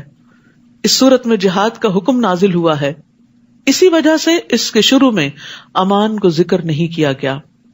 اور توبہ کا لفظ سب سے زیادہ بار اس صورت میں قرآن مجید میں آتا ہے، 16 بار تقریباً، اور اس کے بعد سورت البقرہ میں 13 بار آتا ہے. تو اس کا نام بھی پھر سورت التوبہ ہے. سورت الانفال جنگ بدر کے بعد نازل ہوئی، جو مدینہ کی ابتدائی صورتوں میں سے ہے، اور یہ بھی مدنی صورت ہی ہے. یہ آخری جنگ تبوک کے بعد اور کچھ اس دوران نازل ہوئی.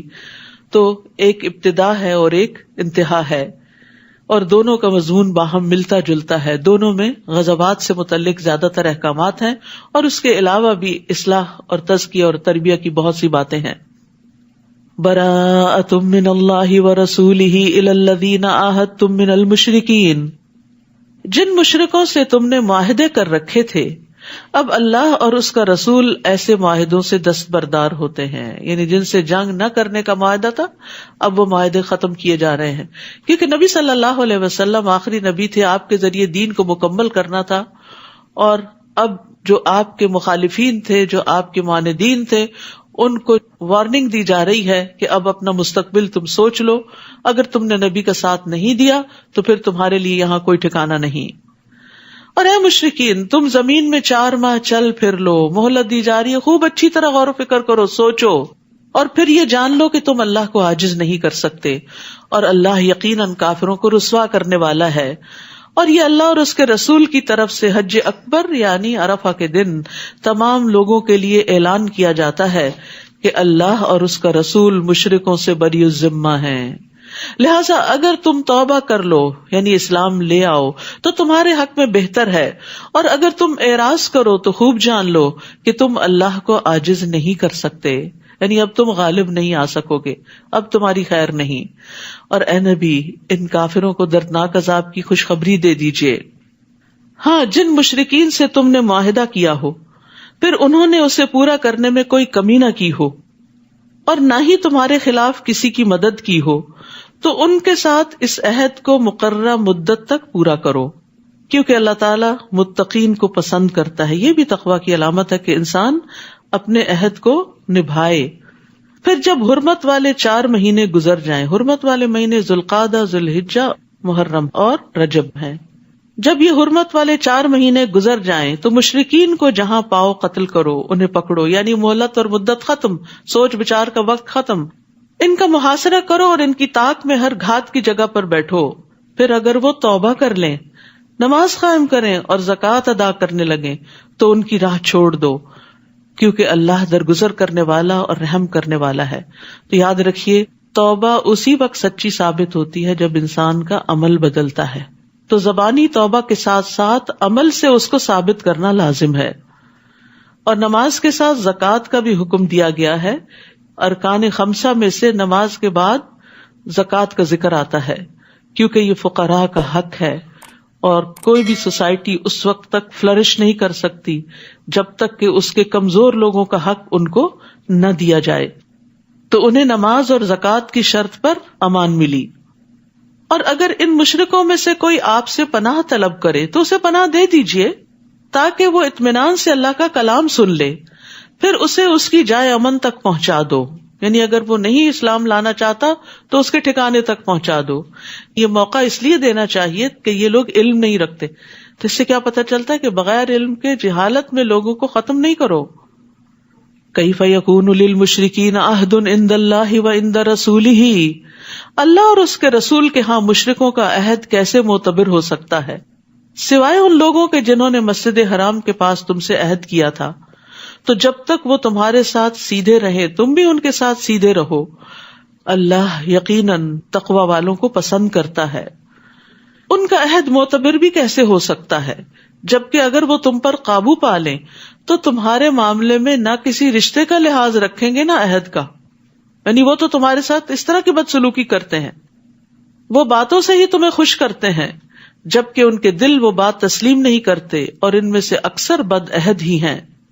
انہوں نے اللہ کی آیات کو تھوڑی سی قیمت پر بیچ دیا، پھر لوگوں کو اللہ کی راہ سے روک دیا، یعنی دنیاوی فائدوں کی خاطر دین کو قبول نہیں کیا اور لوگوں کو بھی اس سے روکا. انہم ساء ما کانوا یعملون، بہت برے ہیں وہ کام جو وہ کر رہے ہیں. یعنی تم ان کے ساتھ اب یہ سختی کا معاملہ کرنے سے کیوں ڈر رہے ہو؟ وہ کسی مومن کے معاملے میں نہ کسی قرابت کا لحاظ رکھتے ہیں نہ عہد کا، یعنی وہ تو تم سے دشمنی ہی رکھتے ہیں، اور یہی لوگ شرارتوں میں حد سے بڑھے ہوئے ہیں. ہاں اگر یہ توبہ کر لیں، نماز قائم کریں اور زکوٰۃ ادا کرنے لگیں تو وہ تمہارے دینی بھائی ہیں. اخوت اسلامی کی بنیادیں بھی یہی ہیں. صرف زبانی بات کرنا کافی نہیں، عمل کر کے دکھانا ضروری ہے. اور ہم اپنے احکام کو ان لوگوں کے لیے تفصیل سے بیان کرتے ہیں جو علم رکھتے ہیں. اور اگر وہ معاہدہ کرنے کے بعد اپنی قسمیں توڑ دیں اور دین میں تانا زنی کرے، برا بلا کہیں، تو کفر کے ان علمبرداروں سے جنگ کرو. ان کی قسموں کا کچھ اعتبار نہیں، اس لیے جنگ کرو کہ یہ باز آ جائیں، یعنی ان کو ان کے شر سے روکنے کے لیے. کیا تم ایسے لوگوں سے نہ لڑو گے جنہوں نے اپنی قسمیں توڑی اور انہوں نے ہی رسول کو مکہ سے نکال دینے کا قصد کر رکھا تھا، اور لڑائی کی ابتدا بھی انہوں نے کی، یعنی ہجرت انہی کی وجہ سے کرنی پڑی، اور پھر بدر کے میدان تک وہ پہنچے جو مدینہ کے قریب تھا. آپ صلی اللہ علیہ وسلم مکہ پر حملہ آور ہونے نہیں گئے تھے. کیا تم ان سے ڈرتے ہو؟ حالانکہ اللہ اس بات کا زیادہ حق رکھتا ہے کہ تم اس سے ڈرو اگر تم مومن ہو. تو یاد رکھیے، خوف، خشیت اور رہبت صرف اللہ سے ہونی چاہیے. فلا تخشوا الناس واخشونی، لوگوں سے نہ ڈرو، صرف مجھ سے ڈرو. تو جو اللہ سے ڈرتا ہے نا، اللہ تعالیٰ اس کے معاملات درست کر دیتا ہے، پھر اس کے دل سے لوگوں کا خوف بھی نکل جاتا ہے. اور جو لوگوں سے ڈر کے لوگوں سے ہی بنانے کی فکر کرتا ہے اور اللہ کو ناراض کر لیتا ہے تو لوگ بھی راضی نہیں ہوتے اور اللہ بھی ناراض ہوتا ہے، اور پھر انسان کہیں کا بھی نہیں رہتا. اسی لیے بار بار کہا وَإِيَّايَ فَاتَّقُونَ وَإِيَّايَ فَارْهَبُونَ. کیا مطلب ہے اللہ سے ڈرنے کا؟ نبی صلی اللہ علیہ وسلم نے فرمایا، تم اللہ سے اس طرح ڈرو گویا تم اللہ کو دیکھ رہے ہو. اگر یہ مرتبہ حاصل نہ ہو تو کم از کم اتنا یقین رکھو کہ بے شک اللہ تم کو دیکھ رہا ہے. یعنی ہر جگہ اللہ کے دیکھنے کا یقین ہو تمہارے اندر. اور اللہ کی خشیت کا فائدہ یہ ہوتا ہے، وَمَن يُطِعِ اللَّهَ وَرَسُولَهُ وَيَخْشَ اللَّهَ وَيَتَّقْهِ فَأُولَٰئِكَ هُمُ الْفَائِزُونَ. جو شخص اللہ اور اس کے رسول کی اطاعت کرے اور اللہ سے ڈرے اور اس سے تقوی اختیار کرے تو یہی لوگ کامیاب ہیں. اللہ کی خشیت کامیابی کی کنجی ہے. ان الذین یخشون ربهم بالغیب لهم مغفرۃ واجر کبیر. یقیناً جو لوگ اپنے رب سے بن دیکھے ڈرتے ہیں ان کے لیے بخشش اور بڑا اجر ہے. اللہ کا خوف نجات کا ذریعہ ہے. نبی صلی اللہ علیہ وسلم نے فرمایا 3 چیزیں نجات دینے والی ہیں، جن میں سے ایک چھپے اور ظاہر میں اللہ کی خشیت ہے، کہ انسان کہیں پر بھی ہو اللہ سے ڈر کر غلط کام نہ کرے. تم ان سے جنگ کرو، اللہ انہیں تمہارے ہاتھوں سزا دے گا، انہیں رسوا کرے گا، تمہیں ان پر مدد دے گا، اور مسلمانوں کے سینوں کی جلن مٹا کر ان کو ٹھنڈا کر دے گا، اور ان کے دلوں کا غصہ دور کر دے گا، اور اللہ جسے چاہے گا توبہ کی توفیق بھی دے دے گا. اللہ سب کچھ جاننے والا اور حکمت والا ہے. کیا تم نے یہ سمجھ رکھا ہے کہ تمہیں یوں ہی چھوڑ دیا جائے گا، جبکہ اللہ نے ابھی تک یہی معلوم نہیں کیا کہ تم میں سے کن لوگوں نے جہاد کیا اور اللہ اور اس کے رسول اور مومنوں کے سوا کسی کو اپنا دلی دوست نہیں بنایا. اور جو کچھ تم کرتے ہو اللہ اس سے خوب واقف ہے.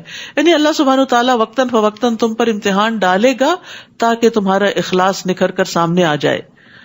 مشرکوں کا یہ کام نہیں کہ وہ اللہ کی مسجدوں کو آباد کریں، یعنی اب تک بیت اللہ کے متولی یہ مشرکین مکہ ہی تھے، لیکن اب وقت آ گیا کہ یہ سیادت قیادت ان کے ہاتھ سے لے لی جائے. وہ تو خود اپنے آپ پر کفر کی شہادت دے رہے ہیں. یہی لوگ ہیں جن کے سب اعمال ضائع ہو گئے، مسجد کی خدمت، پانی پلانا، نجابت، حجابت، سب کچھ، اور وہ ہمیشہ دوزخ میں رہیں گے. اللہ کی مساجد کو آباد کرنا تو اس کا کام ہے جو اللہ پر اور آخرت کے دن پر ایمان لائے، نماز قائم کرے، زکوٰۃ ادا کرے اور اللہ کے سوا کسی سے نہ ڈرے. امید ہے کہ ایسے ہی لوگ ہدایت یافتہ ہوں گے. تو یاد رکھیے، مسجدوں کی آبادی بھی جب ہی فائدہ دیتی ہے جب انسان عمل کرتا ہے، نماز ادا کرتا ہے. مسجد کو صرف چندہ دے دینا کافی نہیں، مسجد میں آ کے صرف صفائی کر لینا یا خوشبو لگا کے چلے جانا ہی کافی نہیں، یا پھر دیواروں پہ نقش و نگار کا اہتمام کرنا ہی کافی نہیں. مسجدوں کی آبادی صرف صفائی سے، صرف ڈرائنگز اور پینٹنگ سے نہیں ہوتی. مسجدوں کی آبادی نمازیں ادا کرنے سے ہوتی ہے، وہاں تعلیم کے حلقے کرنے سے ہوتی ہے. تو یہ مسلمانوں کی اجتماعی ذمہ داری ہوتی ہے کہ وہ مسجدیں آباد رکھیں، انہیں ویران ہونے سے بچائیں. وہ اللہ کا گھر ہیں.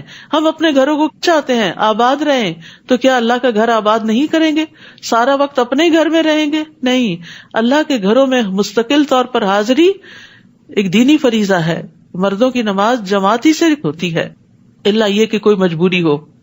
تو یہاں پر اللہ سبحانہ تعالیٰ نے واضح کر دیا کہ مسجدوں کو آباد کرنے والے لوگ کون ہوتے ہیں، اور اس میں ایک خاص چیز بھی بتائی کہ صرف اللہ سے ڈرتے ہیں، کیونکہ مسجد آباد کرنے کے راستے میں بھی طرح طرح کے خوف ہوتے ہیں. جب انسان اللہ سے ڈرتا ہے تو پھر ہر قیمت پہ مسجد میں پہنچتا ہے.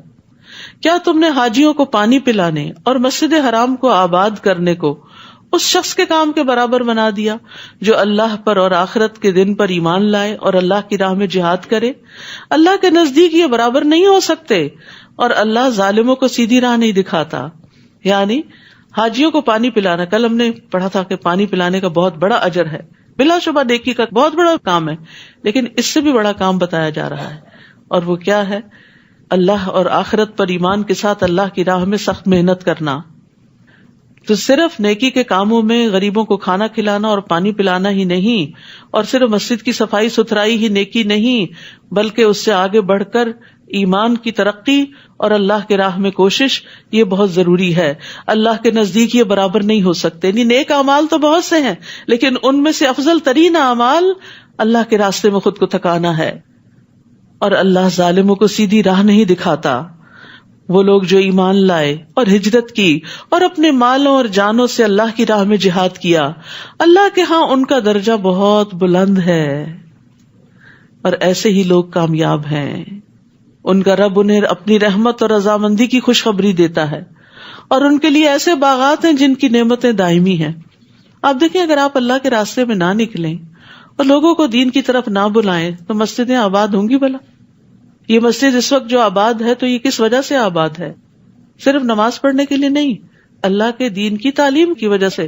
اور اس کے پیچھے کتنے لوگوں کی کتنی محنت موجود ہے کہ جنہوں نے آپ تک دعوت پہنچائی اور یہاں لانے کا انتظام کیا، اور پھر ٹرانسپورٹ کا انتظام کیا، اور لوگوں کو مستقل طور پہ موٹیویٹ کیا، اور کئی کئی گھنٹے کا سفر کیا.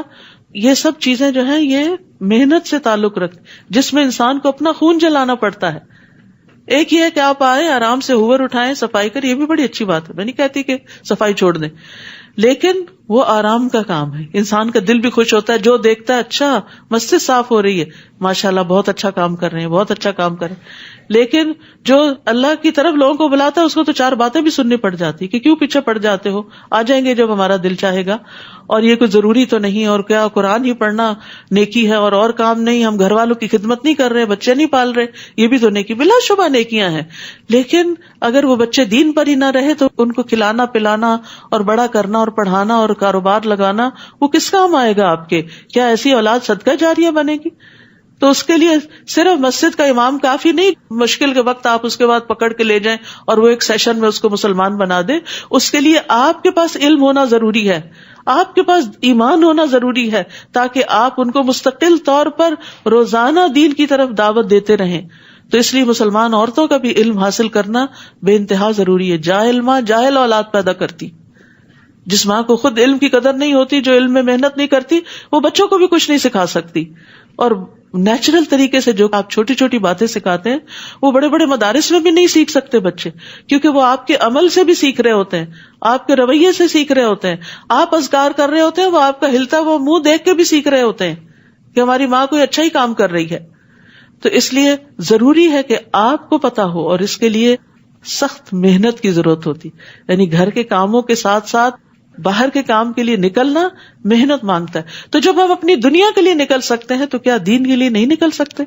تو یہ افضل درجے کا کام ہے. ایک ایک قدم پر درجے بلند ہوتے ہیں، اور فرشتے اپنے پر بچھاتے ہیں، اور فرشتے ڈھانپ لیتے ہیں، اور آپ کا ذکر اللہ کے پاس ہوتا ہے. تو اس لیے اس کام کو معمولی نہ سمجھیں اور نیکی کا کام سمجھ کے کرتے رہے. اور پھر اس تعلیم کے دوران آپ کو طرح طرح کی ٹپس ملتی رہتی ہیں، اور ہر روز آپ کسی نئے کام کے لیے، نئے پروجیکٹ کے لیے صدقہ کرتے ہیں، اور ایک نیا راستہ ڈھونڈتے ہیں، ایک نئی نیکی میں اضافہ ہوتا ہے، اور اس طرح آپ پروگریس کرتے ہیں، گرو کرتے ہیں، اور موسٹ پروڈکٹیو زندگی بسر کرتے ہیں. ان کا رب انہیں اپنی رحمت اور رضامندی کی خوشخبری دیتا ہے، اور ان کے لیے ایسے باغات ہیں جن کی نعمتیں دائمی ہیں، وہ ان میں ہمیشہ رہیں گے، بلا شبہ اللہ کے ہاں ان کے لیے بہت بڑا اجر ہے۔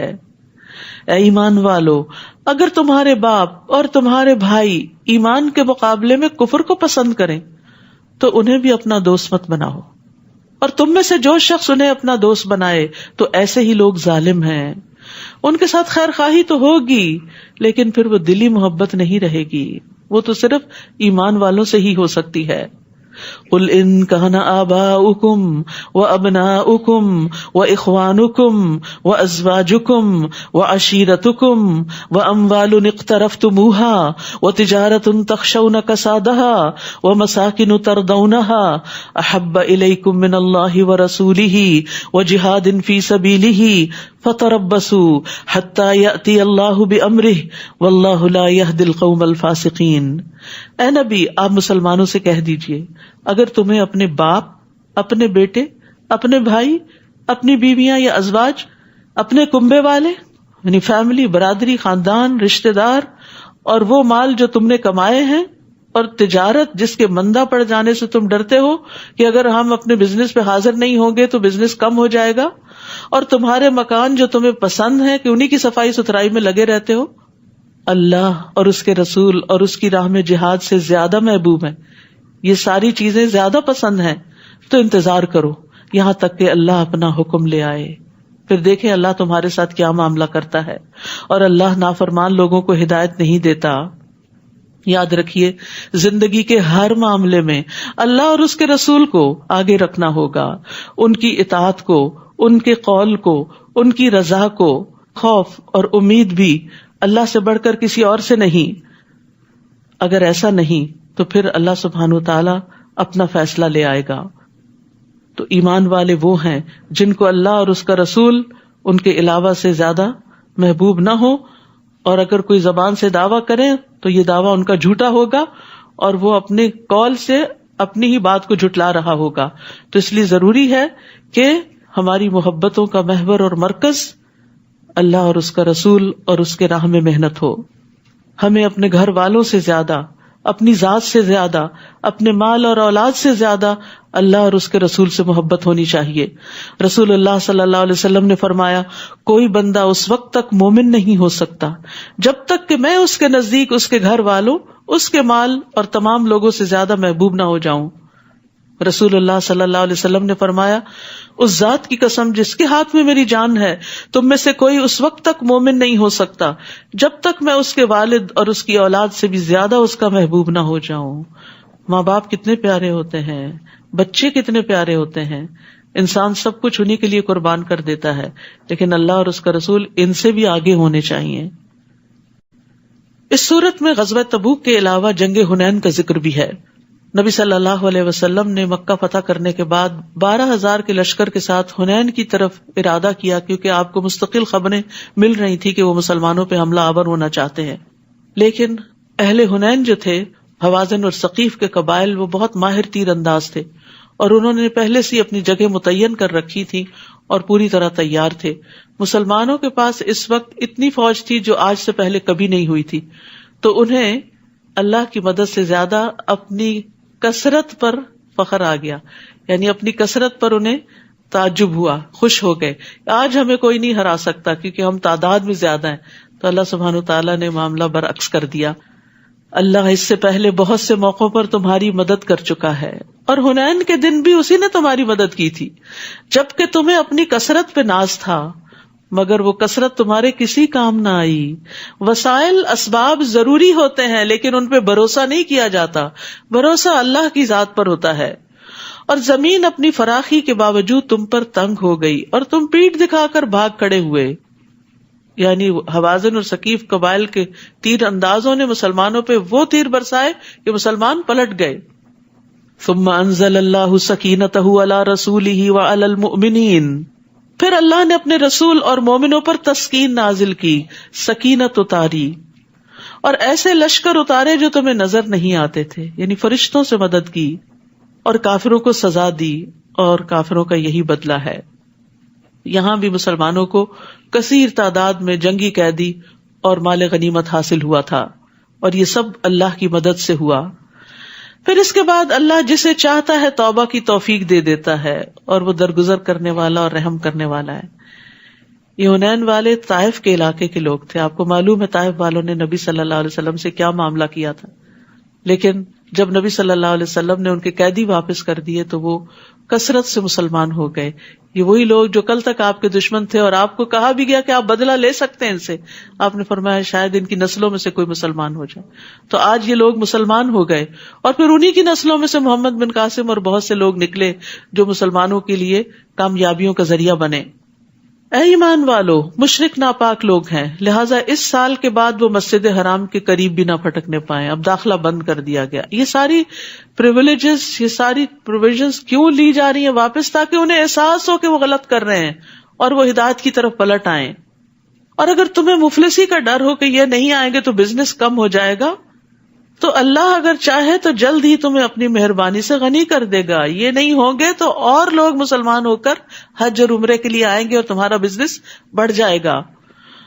اور اللہ سب کچھ جاننے والا اور حکمت والا ہے۔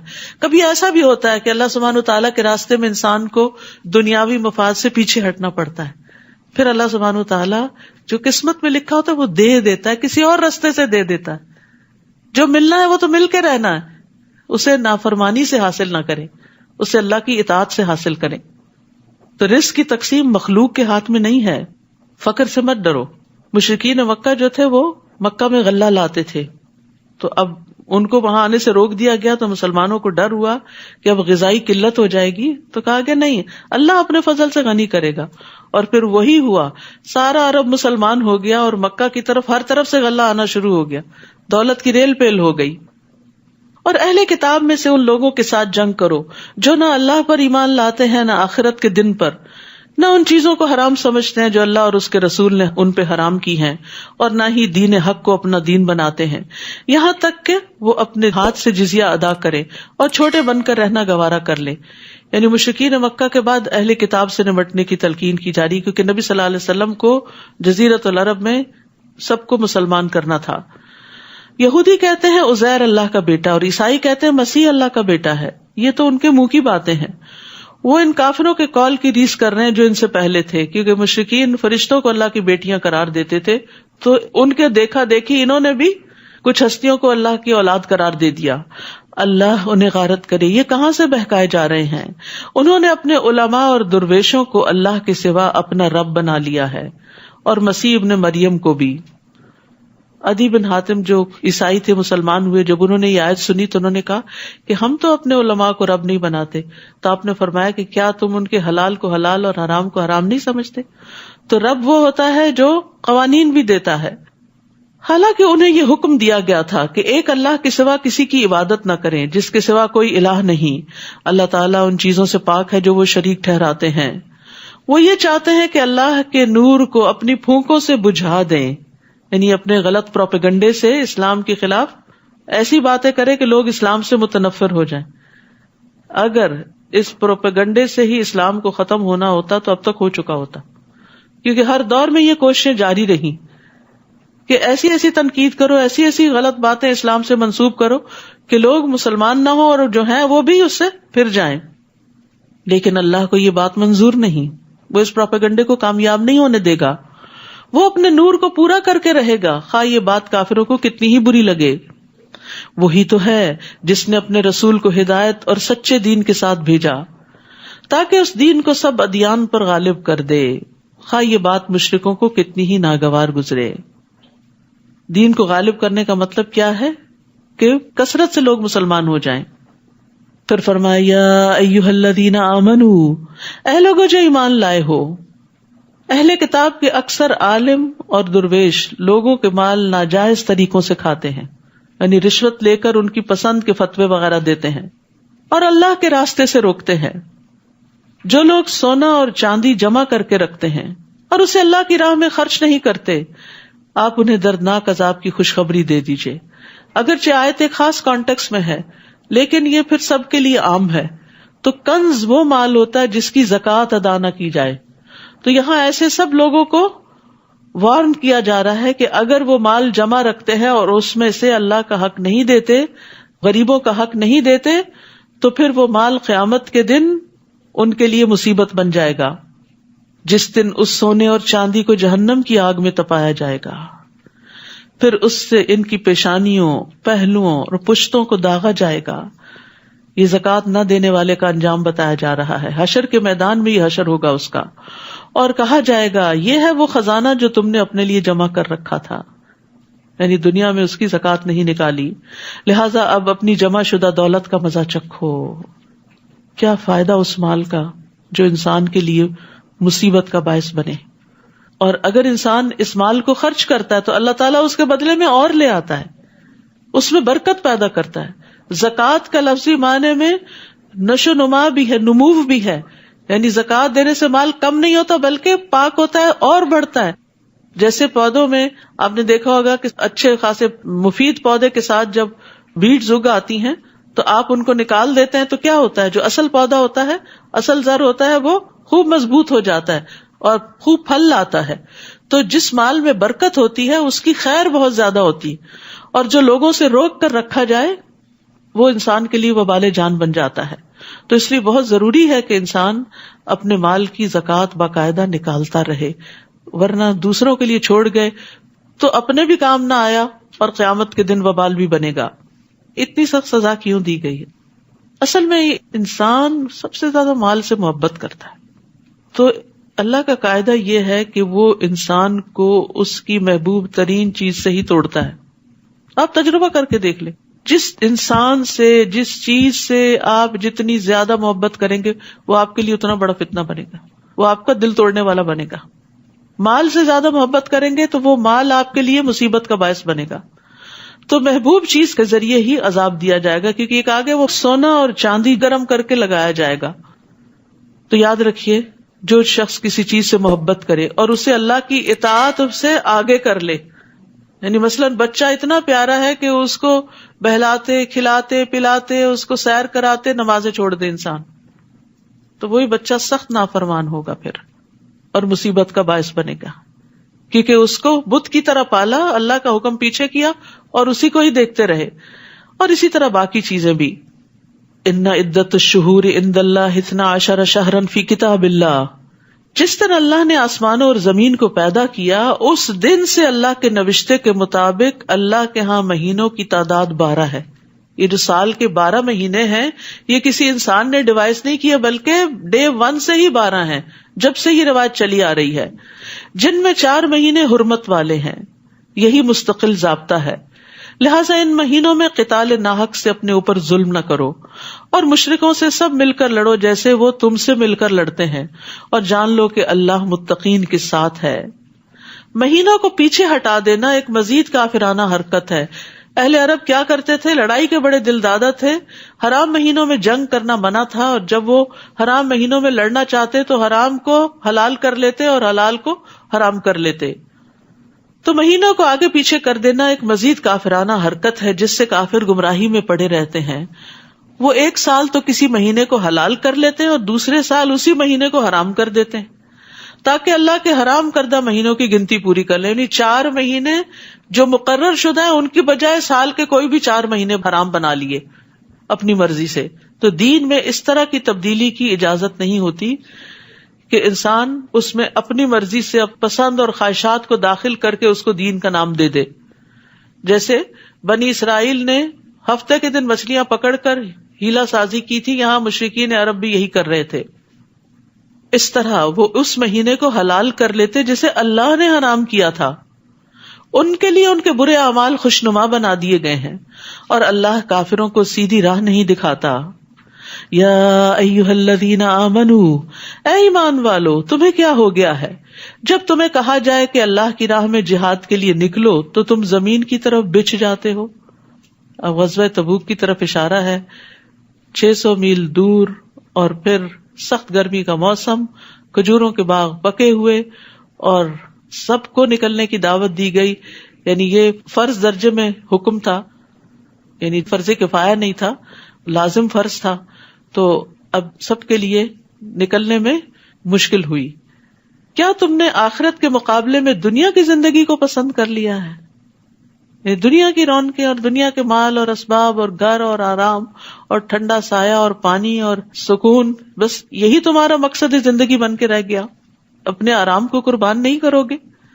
حالانکہ آخرت کے مقابلے میں دنیاوی زندگی کا فائدہ بالکل تھوڑا سا ہے، یہ چند دن کی راحت اور پھر ہمیشہ کی تکلیف.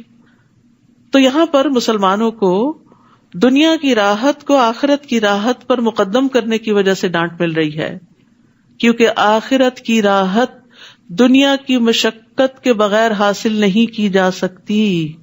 یاد رکھیے. اور آئندہ آ رہے ہیں دن مشقت والے، دن بھی اور راتیں بھی، کھانا اور نیند اور آرام سب کچھ قربان اللہ کی خاطر.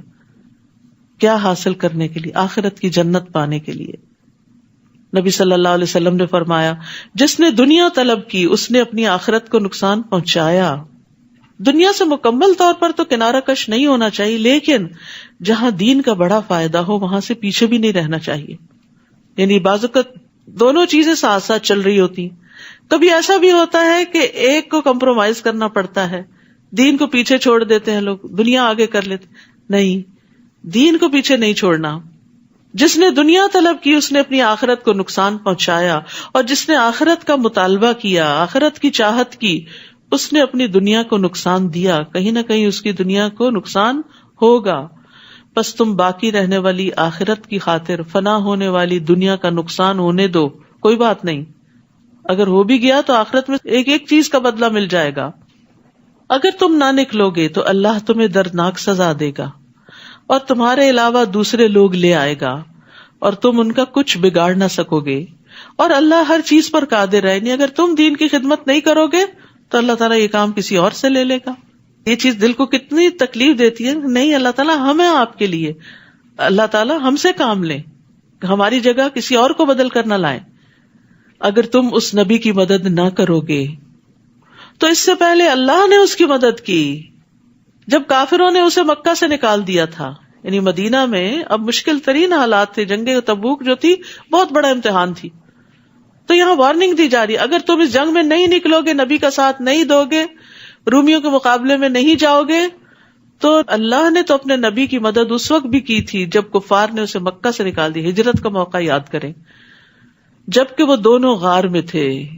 دوسرا کون تھا؟ حضرت ابو بکر. اور وہ دو میں سے دوسرا تھا اور اپنے ساتھی سے کہہ رہا تھا، غم نہ کرو، اللہ ہمارے ساتھ ہے. سبحان اللہ، دشمن سر پہ پہنچا ہوا ہے اور اتنا توکل اللہ پہ کہ فکر نہیں کرو، غم نہیں کرو. حضرت ابو بکر کا ایمان بھی بہت بڑا تھا، لیکن پھر بھی نبی صلی اللہ علیہ وسلم ان کو تسلی دے رہے ہیں کیونکہ انسان تھے نا ابو بکر. اور پھر آپ دیکھیے کہ وتواصوا بالحق وتواصوا بالصبر ہر لیول پہ کرنے کی ضرورت ہوتی. ہم بعض اوقات اپنے بزرگوں کو، بڑوں کو، علماء کو، دین کی طرف بلانے والوں کو کسی مشکل وقت میں چھوڑ دیتے، ان کو تو سب کچھ پتا ہے، یہ تو خود ہی سمجھ جائیں گے. نہیں، وہ بھی بھولنے والے ہوتے ہیں.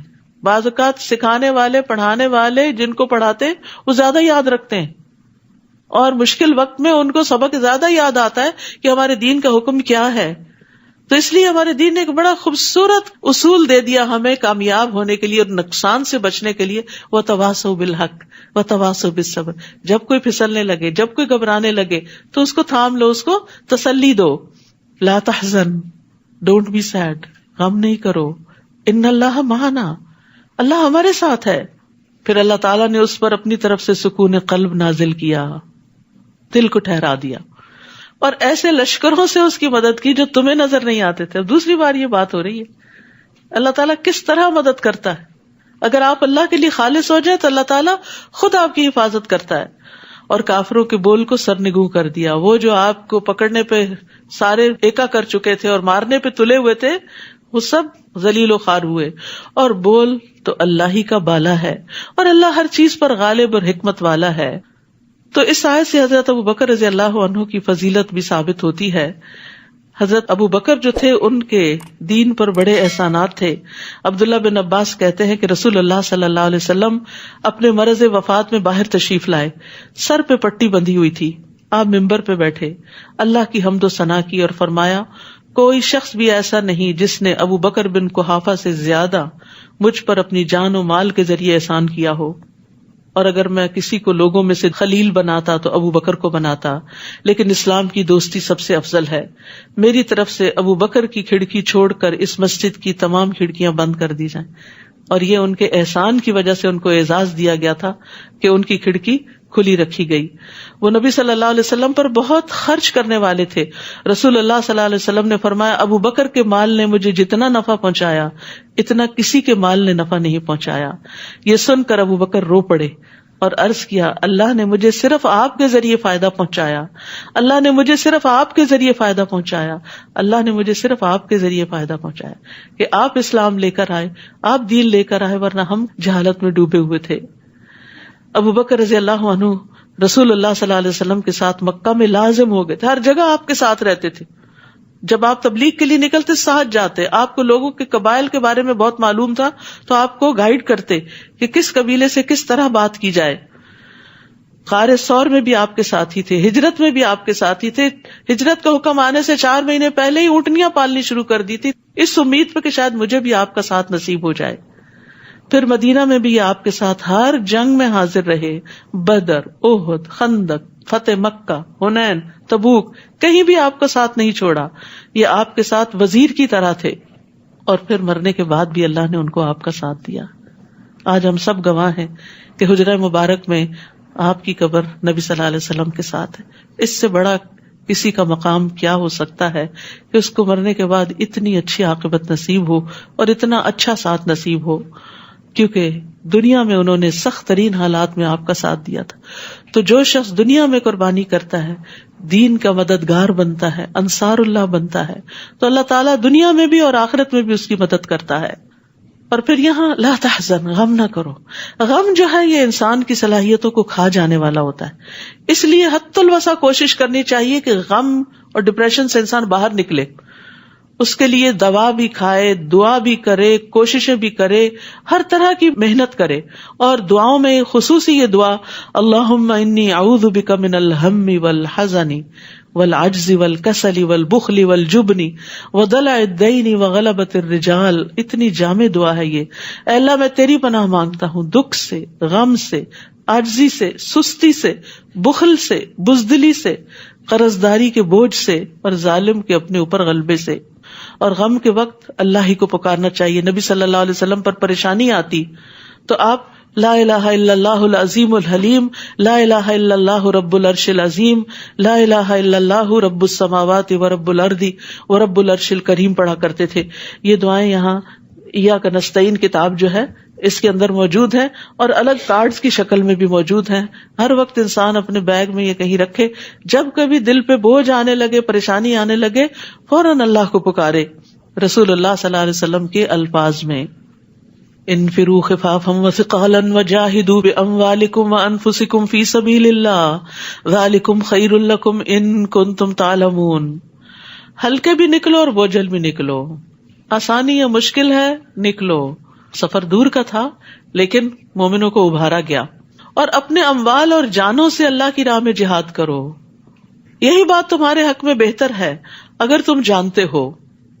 تو اس آیت سے پتہ چلتا ہے کہ مال کے ساتھ جہاد کرنا نفس کے ساتھ جہاد کرنے سے زیادہ مقدم.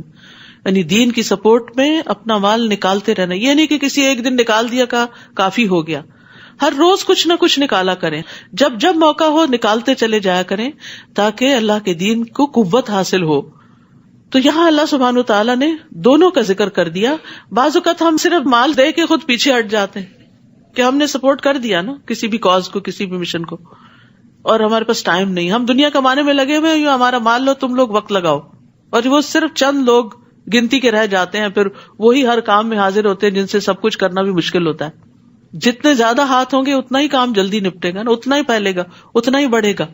تو صرف اپنا مال والنٹیئر نہیں کیا کریں، اپنا وقت بھی کیا کریں.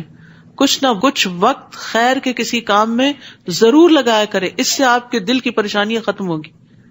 اور فی سبیل اللہ لگایا کریں، کیونکہ ہم بعض اوقات دین کے معاملے میں بھی کیا چاہتے ہیں، کچھ دنیا ملے گی تو ہم دین کے راستے میں آئیں گے.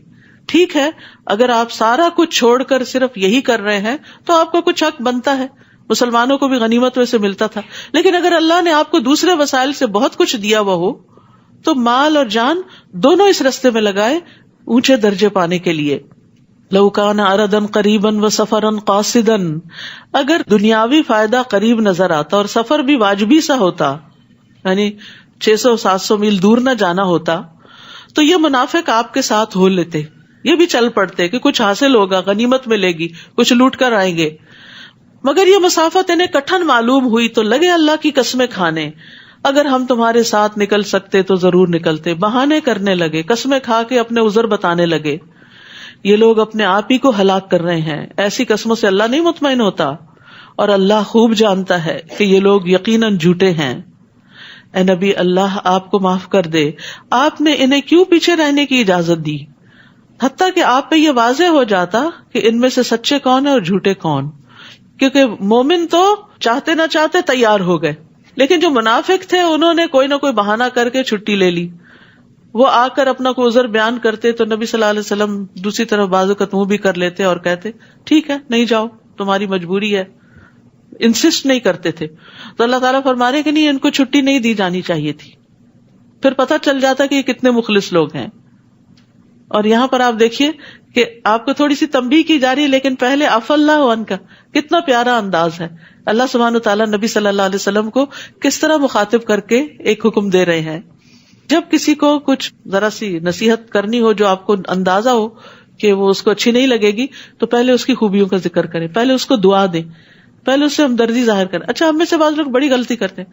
میں ایک بات کہوں گی، آپ مائنڈ نہ کرنا، لا حول ولا، پہلے ہی ایک تیر برسا دیتے ہیں. بندہ خوف زدہ ہو جاتا ہے، اللہ رحم کرے، پتہ نہیں کون سا پہاڑ ٹوٹنے لگا ہے، اور ساری توجہ اس پہ چلی جاتی ہے، اور وہ جو نصیحت کرنی ہوتی ہے ادھر دھیان کم ہی جاتا ہے، اور آپ کی بات افیکٹو ہی نہیں رہتی. قرآن یہ حکمتیں سکھاتا ہے. یہاں سے یہ سیکھیں، اگر آپ نے اپنے بچے کو بھی گھر سے شروع کریں، مشکل سے مشکل کام کہنا تو پہلے اس کی تعریف کریں، اس کا حوصلہ بڑھائیں، اسے کہیں کہ ماشاءاللہ فلاں جگہ فلاں وقت میں تم نے یہ کمال کر دکھایا، تو مجھے تم سے امید ہے کہ تم یہ کام بھی کر جاؤ گے، کیا خیال ہے، چلو یہ کرتے ہیں بس. اور وہ خوش ہو کے شروع ہو جائیں گے. لیکن ہم کہتے ہیں نکمے ہو، کچھ نہیں کیا، اب بھی تم سے کوئی توقع نہیں، لیکن یہ کہ کرنا ہی پڑے گا تمہیں. ایسے نہیں ہوتا، ہم اپنی بات خود ہی گنوا دیتے، یہاں پیچھے ہی پڑ جاتے ہیں اور دوسرے کو سوچنے کا بھی موقع نہیں دیتے. تو جب مشکل ڈالنی ہو کسی پہ، پہلے آسانی سے بات کریں، پہلے ذہنی طور پہ تیار کریں. جب گراؤنڈ پریپیئر ہوتا ہے، زمین کو نرم کر لیا جاتا ہے، تو ہر طرح کا بیج قبول ہو جاتا ہے، اور پھر تھوڑا تھوڑا پانی بھی ڈالتے رہیں تاکہ وہ زمین نرم ہی رہے، پودا اگ سکے. ہم کیا کرتے ہیں، ایک دفعہ تعریف کی، اس کے بعد بھول گئے، اور اس کے بعد ڈانٹ ڈپٹ، پھر کام نہیں کیا. نہیں، پھر یاد دہانی بھی کرائیں کہ وہ جو کام تھا اس کا کیا بنا، کتنا ہوا. چلیں، اگر کوئی مشکل ہے تو مل کے سوچتے ہیں اور کرتے ہیں. تو اس طریقے سے راہیں ہموار ہو جایا کرتی ہیں. جو لوگ اللہ پر اور آخرت کے دن پر ایمان رکھتے ہیں، وہ آپ سے ایسی رخصت نہیں مانگتے کہ انہیں اپنے اموال اور جانوں سے جہاد کرنے سے معاف رکھا جائے. وہ نہیں چھٹی مانگتے، اور اللہ پرہیزگاروں کو خوب جانتا ہے. آپ سے رخصت صرف وہی لوگ مانگتے ہیں جو اللہ پر اور آخرت پر ایمان نہیں رکھتے اور ان کے دل شک میں پڑے ہوئے ہیں، وہ اپنے اسی شک میں متردد ہیں. یاد رکھیے، بعض اوقات دین کا جو کام ہوتا ہے نا، وہ چھٹی کے دن بھی کرنا پڑ جاتا ہے. یعنی جب سب کی چھٹی ہوتی ہے اس دن آپ کو کام کرنا پڑ جاتا ہے. جب سب لوگ چلے جاتے ہیں، ٹریول کر جاتے ہیں، آپ کو ان کی جگہ فل ان کرنا پڑتا ہے. تو اس وقت بیزار ہو کے کام نہ کریں، سعادت سمجھ کے کریں کہ اللہ نے مجھے چنا. اگر وہ لوگ ہوتے تو میں کہاں اس قابل تھی. لیکن عموماً انسانی نفسیات ہیں، جب دیکھتا سب بھاگ رہے ہیں تو انسان کہتا ہے میں بھی بھاگ چلوں. تو اس موقع پر بھی اپنے آپ کو قابو میں رکھنا چاہیے. اور جہاں جس کام کے لیے کوئی تیار نہ ہونا تو اپنے آپ کو پیش کر دیا کریں کہ یہ میں کر لوں گی، مجھے دے دیں. کیونکہ اپنے ذاتی کاموں کو ہم سب بڑے شوق سے کرتے ہیں. گھر میں مہمان آ رہے ہوں، کرسیاں لگانی ہو، سب بھاگ بھاگ کے کریں گے. لیکن مسجد میں اگر لگانی پڑے تو ہم ہی رہ گئے والنٹیئر کرنے کو، اور لوگ کہاں ہیں. آپ کو اللہ نے موقع دیا ہے، شکر کریں کہ آپ سے کوئی خدمت لی. تو اس لیے نیکی کے کاموں میں جو فی سبیل اللہ ہو، پیچھے نہ رہا کریں، کیونکہ وہ صرف اللہ کے لیے ہو رہے ہوتے ہیں. اور دین آگے نہیں بڑھتا جب تک ہم فرض کے ساتھ نفل ادا نہ کریں. کیونکہ ہم فرائض کو، میری ڈیوٹی کیا ہے، میرا دن کون سا ہے، میرا ٹائم کون سا ہے، بس اتنے کے لیے میں حاضر ہوں، اس کے بعد مجھے کانٹیکٹ نہ کریں، اس ٹائم کے بعد مجھے کوئی میسج نہ کریں. یہ کیا ٹرینڈ ہے، یہ کیا طریقہ ہے. بعض اوقات ایمرجنسیز بھی ہوتی ہیں، ہر کام صرف وقت کے اندر پورا نہیں ہوتا، اور کتنا ہی وقت ایسا ہوتا ہے جب ہم کوئی کام بھی نہیں کر رہے ہوتے، اس وقت کا ہی کفارہ ادا کر دیں کہ جب آپ اس ٹائم کی پیمنٹ لے رہے تھے اور آپ کے پاس کوئی کام نہیں تھا، اور اب آپ سے آفٹر آور کوئی کام کرنے کو کہا جا رہا ہے، تو اس میں کر کے اپنی اس وقت کا بھی کفارہ دے دیں. تو دین کے کام میں چاہے وہ کہیں ہو، ایک کیل ہی ٹھوکنا کیوں نہ ہو، سعادت کا باعث سمجھے. جب تک ٹھکا رہے گا آپ کا اجر لکھا جائے گا. کہیں پینٹ ہی کیوں نہ کرنا، جب تک وہ برش پھرا رہے گا، تلاوت سنتا رہے گا مسجد میں، اجر آپ کو ملتا رہے گا. فاستبقوا الخیرات، نیکیوں میں آگے بڑھیں. آپ سے رخصت صرف وہی لوگ مانگتے ہیں جو اللہ پر اور آخرت پر ایمان نہیں رکھتے اور ان کے دل شک میں پڑے ہوئے ہیں، اور وہ اپنے اسی شک میں متردد ہیں کیا کریں کیا نہ کریں. کیونکہ جب انسان دین کے کام سے پیچھے ہٹتا ہے نا تو وہ چین نہیں آتا، اس کو وہ بے چینی ضرور لگی رہتی ہے. جب نہ کر دیتا نا انسان کسی خیر سے، تو پھر اس کے بعد آرام کی نیند نہیں سو سکتا. اگر ان کا نکلنے کا ارادہ ہوتا تو وہ اس کے لیے کچھ تیاری بھی کرتے. نظر آتا کہ ہاں واقعی انٹرسٹڈ ہیں آپ کا ساتھ دینے کو، لیکن اللہ کو ان کی روانگی پسند ہی نہ تھی، لہٰذا اس نے انہیں سست بنا دیا. استغفر اللہ. اور کہہ دیا گیا تم بیٹھ رہنے والوں کے ساتھ ہی بیٹھے رہو. یعنی پھر اللہ تعالیٰ توفیق چھین لیتا ہے. نیکی کے کسی کام میں پیچھے رہ جانا خوشی کی بات نہیں، بڑے افسوس کی بات ہے کہ اللہ نے چنا ہی نہیں. اگر وہ نکلتے بھی، آپ صلی اللہ علیہ وسلم کو سمجھایا جا رہا ہے کہ اگر یہ منافق آپ کے ساتھ نکلتے بھی تو تمہارے اندر خرابی میں اضافہ کرتے، فتنہ فساد ہی کریٹ کرتے رہتے، اور تمہارے درمیان فتنہ پردازی کے لیے ادھر ادھر دوڑتے پھرتے، لوگوں کو تمہارے خلاف بہکاتے، ساتھ آنے والوں کے حوصلے پست کرتے. پھر تم میں بھی کچھ لوگ ایسے ہیں جو ان کی باتیں بڑے دھیان سے سنتے ہیں. یعنی ہر جماعت کے اندر ایسے لوگ ہوتے ہیں جو منفی پروپیگنڈا کرنے والوں کی باتوں میں آ جاتے ہیں. ہوتے بھولے بھالے لوگ ہیں، ان کی نیت نہیں خراب ہوتی، لیکن مثبت بات کم اثر کرتی ہے اور منفی بات کسی کے خلاف بڑی جلدی قبول کرتے ہیں، کیونکہ شیطان اس کو خوبصورت بنا دیتا ہے، اور اللہ ایسے ظالموں کو خوب جانتا ہے. یہ لوگ اس سے پہلے بھی فتنہ انگیزی کر چکے ہیں اور آپ کے امور کو درہم برہم کرنے کے لیے الٹ پھیر کرتے رہے ہیں، حتیٰ کہ اللہ کا سچا وعدہ یعنی اسلام کے غلبے کا وعدہ آ گیا اور اللہ کا حکم غالب ہوا. جبکہ یہ ناک منہ چڑھا رہے تھے، ان کو نہیں پسند تھی اسلام کی ترقی، لیکن اللہ نے وہ ترقی عطا کر دی. اور ان میں سے کوئی ایسا ہے جو کہتا ہے مجھے رخصت دے دیجیے اور فتنے میں نہ ڈالی. جد بن قیس منافق کے بارے میں آتا ہے کہ اس نے آ کے نبی صلی اللہ علیہ وسلم سے ایک عجیب بہانہ کیا، کہا میں نے سنا رومیوں کی عورتیں بڑی خوبصورت ہیں، مجھے ڈر ہے کہ میں اپنے پہ صبر نہیں کر سکوں گا، فتنے میں پڑ جاؤں گا، تو مجھے آپ معاف کیجیے، میں نہیں ساتھ جا سکتا. سن رکھو، فتنے میں تو یہ لوگ پہلے ہی پڑے ہوئے ہیں، یعنی نفاق کی وجہ سے، اور جہنم ایسے کافروں کو گھیرے ہوئے ہے. اگر آپ کو کوئی بھلائی ملے تو انہیں بری لگتی ہے، دل سے تو دشمن ہے، حاسد ہے، اور اگر کوئی مصیبت آ پڑے تو کہتے ہیں ہم نے تو اپنا معاملہ پہلے ہی درست کر لیا تھا، شکر ہے ہم وہاں موجود نہیں تھے. پھر وہ خوش خوش واپس جاتے ہیں. آپ ان سے کہیے قُل لَن يُصِيبَنَا إِلَّا مَا كَتَبَ اللَّهُ لَنَا هُوَ مَوْلَانَا وَعَلَى اللَّهِ فَلْيَتَوَكَّلِ الْمُؤْمِنُونَ. ہمیں اگر کوئی مصیبت آئے گی تو وہی آئے گی جو اللہ نے ہمارے مقدر کر رکھی، وہی ہمارا سرپرست ہے، اور مومنوں کو اللہ ہی پر بھروسہ کرنا چاہیے. نیز ان سے کہیے کہ تم ہمارے حق میں جس چیز کا انتظار کر سکتے ہو وہ یہی ہے کہ ہمیں دو بھلائیوں میں سے کوئی ایک بھلائی مل جائے، اور ہم تمہارے حق میں جس چیز کے منتظر ہیں وہ یہ ہے کہ اللہ تمہیں اپنے ہاتھ سے خود سزا دیتا ہے یا ہمارے ہاتھوں دلواتا ہے، لہٰذا تم بھی انتظار کرو اور ہم بھی تمہارے ساتھ انتظار کرتے ہیں. قُلْ أَنفِقُوا طَوْعًا أَوْ كَرْهًا لَن يُتَقَبَّلَ مِنكُمْ إِنَّكُمْ كُنتُمْ قَوْمًا فَاسِقِينَ. نیز ان سے کہیے تم خواہ خوشی سے خرچ کرو یا بادل ناخواستہ، منافقین کی طرف اشارہ ہے، تم سے یہ صدقہ قبول نہیں کیا جائے گا کیونکہ تم فاسق لوگ ہو. یعنی منافقین بعض اوقات شرم و شرمی جسے کہتے ہیں نا، کچھ نہ کچھ لے آتے تھے کہ چلے ہم خود تو نہیں جا سکتے، ہماری طرف سے رکھ لیجئے. ایسی بددلی کے ساتھ دینے سے صدقہ قبول نہیں ہوتا. صدقہ وہ قبول ہوتا ہے جو دل کی خوشی کے ساتھ دیا جائے، اللہ کی رضا کے لیے دیا جائے. ان سے ان کے نفقات قبول نہ ہونے کی وجہ صرف یہ ہے کہ انہوں نے اللہ اور اس کے رسول کا انکار کیا، اور اگر نماز کو آتے ہیں تو ڈھیلے ڈھالے، اور اگر کچھ خرچ کرتے ہیں تو بادل ناخواستہ ہی خرچ کرتے ہیں. تو سستی کے مارے پڑی ہوئی نمازیں اور بددلی سے دیے ہوئے صدقات اللہ کو نہیں چاہیے. اپنی دنیا کے لیے تو خوشی سے بھاگتے اور اللہ کی طرف آنے میں کتراتے ہو، اللہ کو ایسے لوگ نہیں چاہیے. نبی صلی اللہ علیہ وسلم کا طریقہ کیا تھا؟ دنیا کے سارے کام چھوڑ کے فوراً نماز کے لیے اٹھتے تھے، اسود کہتے ہیں میں نے عائشہ رضی اللہ عنہا سے پوچھا نبی صلی اللہ علیہ وسلم اپنے گھر میں کیا کرتے تھے؟ انہوں نے کہا آپ اپنے گھر کے کام کاج کرتے تھے، گھر والوں کی خدمت کرتے تھے. سبحان اللہ، باہر کے سارے بڑے بڑے کام انجام دے کر گھر آ کر بھی چین سے نہیں بیٹھتے تھے، پھر گھر والوں کے کام کرتے. جب نماز کا وقت ہوتا تو فوراً کام کاج چھوڑ کر نماز کے لیے چلے جاتے تھے، کام وہی چھوڑا اور نماز کے لیے چل دیے، کیونکہ آپ کہا کرتے تھے کہ نماز میری آنکھوں کی ٹھنڈک ہے. بلال نماز کی اقامت کہو، ہمیں اس سے راحت پہنچاؤ. مومن کے لیے نماز سکون اور تسلی کا باعث ہے، لیکن منافق کے لیے بڑی بھاری ہے. ان لوگوں کے مال اور اولاد آپ کو تعجب میں نہ ڈالیں. انسان جب دیکھتا ہے کہ جو لوگ دنیا کے لیے محنت کر رہے ہیں وہ کہاں سے کہاں پہنچ گئے اور ہم دین کی خدمت کرتے کرتے پیچھے رہ گئے ہیں، تو اس پر حیران نہ ہو. اللہ تو یہ چاہتا ہے کہ انہی چیزوں کے ذریعے انہیں دنیا کی زندگی میں سزا دے. یہی کامیاب اولاد جو ہے پھر ماں باپ کو پلٹ کے پوچھتی بھی نہیں، اور جب ان کی جان نکلے تو اس وقت یہ کافر ہی ہوں. تو کافروں کے لیے مال اور اولاد دنیا میں بھی فتنے اور آزمائش کا ذریعہ ہیں، لیکن اس کے برعکس مومن، ان کے لیے مال اور اولاد صدقہ جاریہ بنتے ہیں. وہ اللہ کی قسم کھا کر کہتے ہیں ہم تمہیں میں سے ہیں، ہم تو تمہارے ہیں. محبت کے دعوے کرتے ہیں، حالانکہ وہ ہرگز تم میں سے نہیں، بلکہ یہ ڈرپوک لوگ ہیں، تم سے ڈرتے ہیں اس لیے تم سے ایسی باتیں کرتے ہیں. اگر یہ کوئی پناہ کی جگہ پالے یا غار یا سر چھپانے کی جگہ تو یہ تیزی سے دوڑتے ہوئے وہاں جا چھپے ہیں، پناہ لے لیں.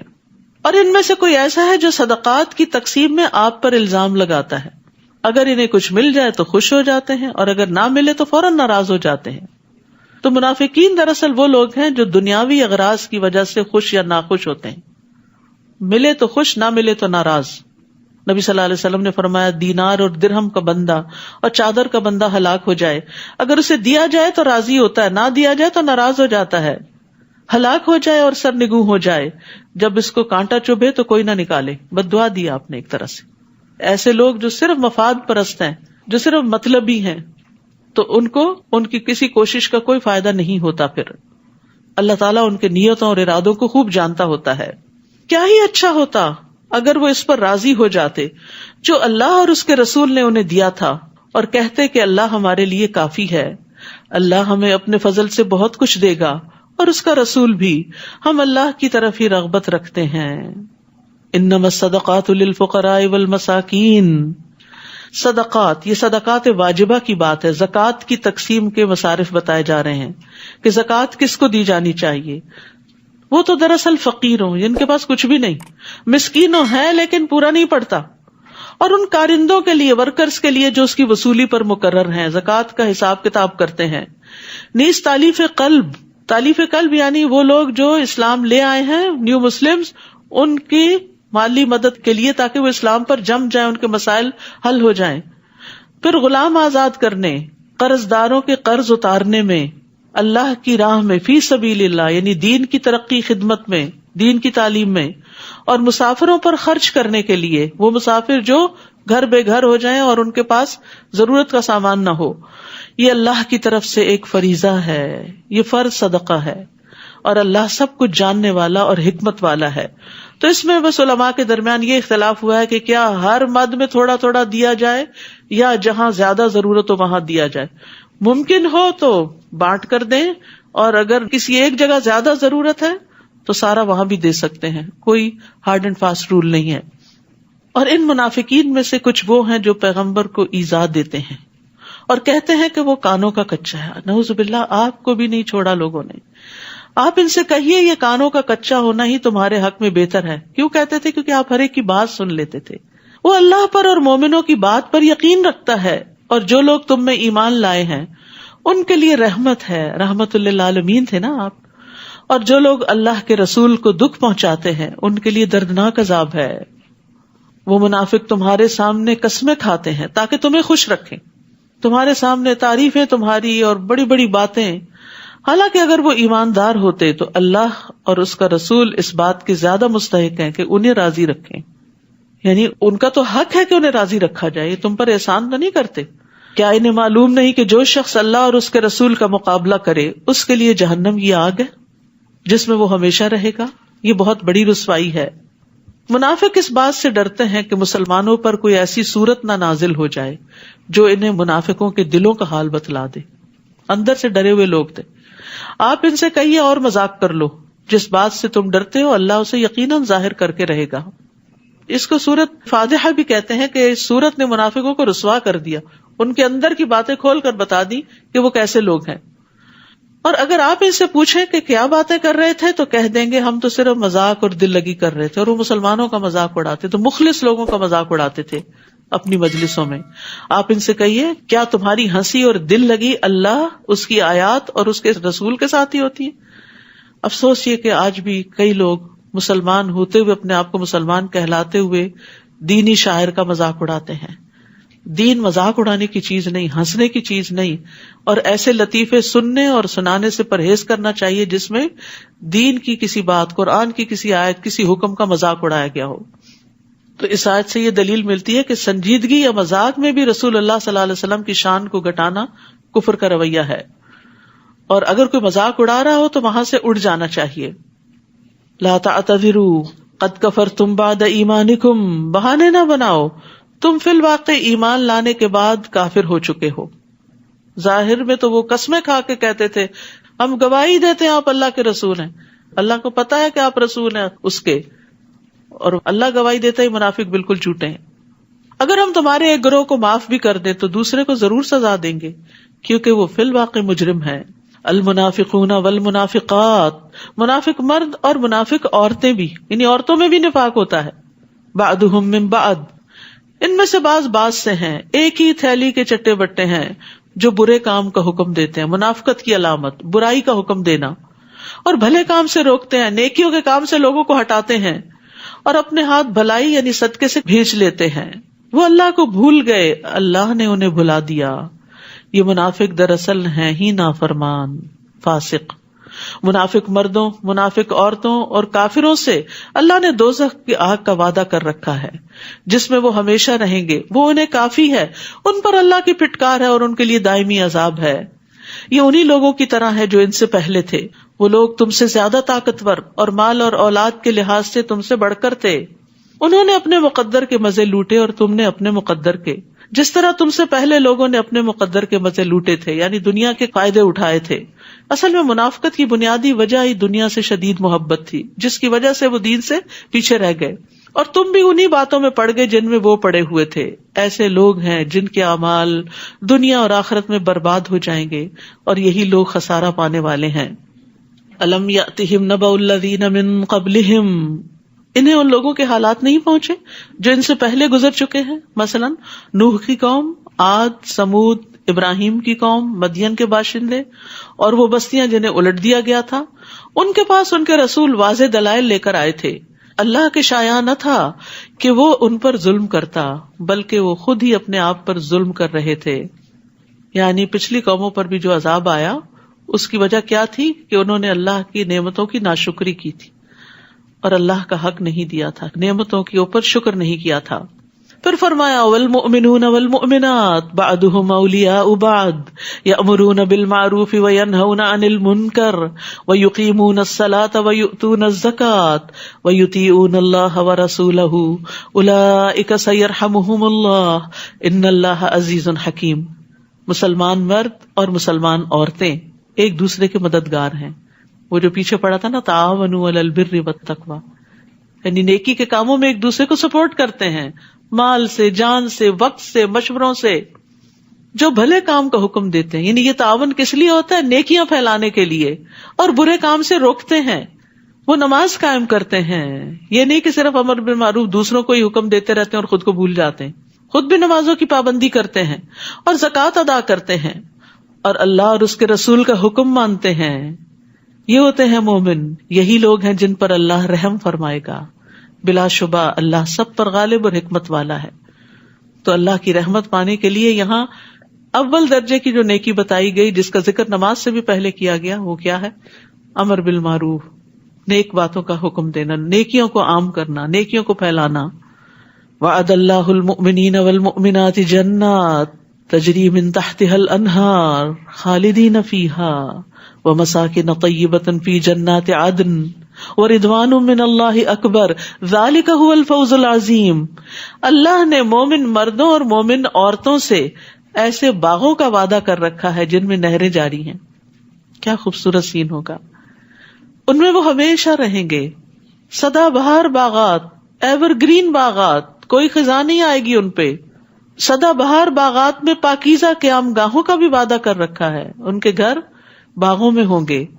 اور اللہ کی خوشنودی تو ان سب نعمتوں سے بڑھ کر ہوگی کہ اللہ ان سے خوش ہوگا. کبھی کبھی ایسا ہوتا ہے نا, انسان اچھے کام کرتا پر دل کو تسلی نہیں ہوتی, اور انسان کہتے یا اللہ اور کیا کروں کہ تو راضی ہو جائے.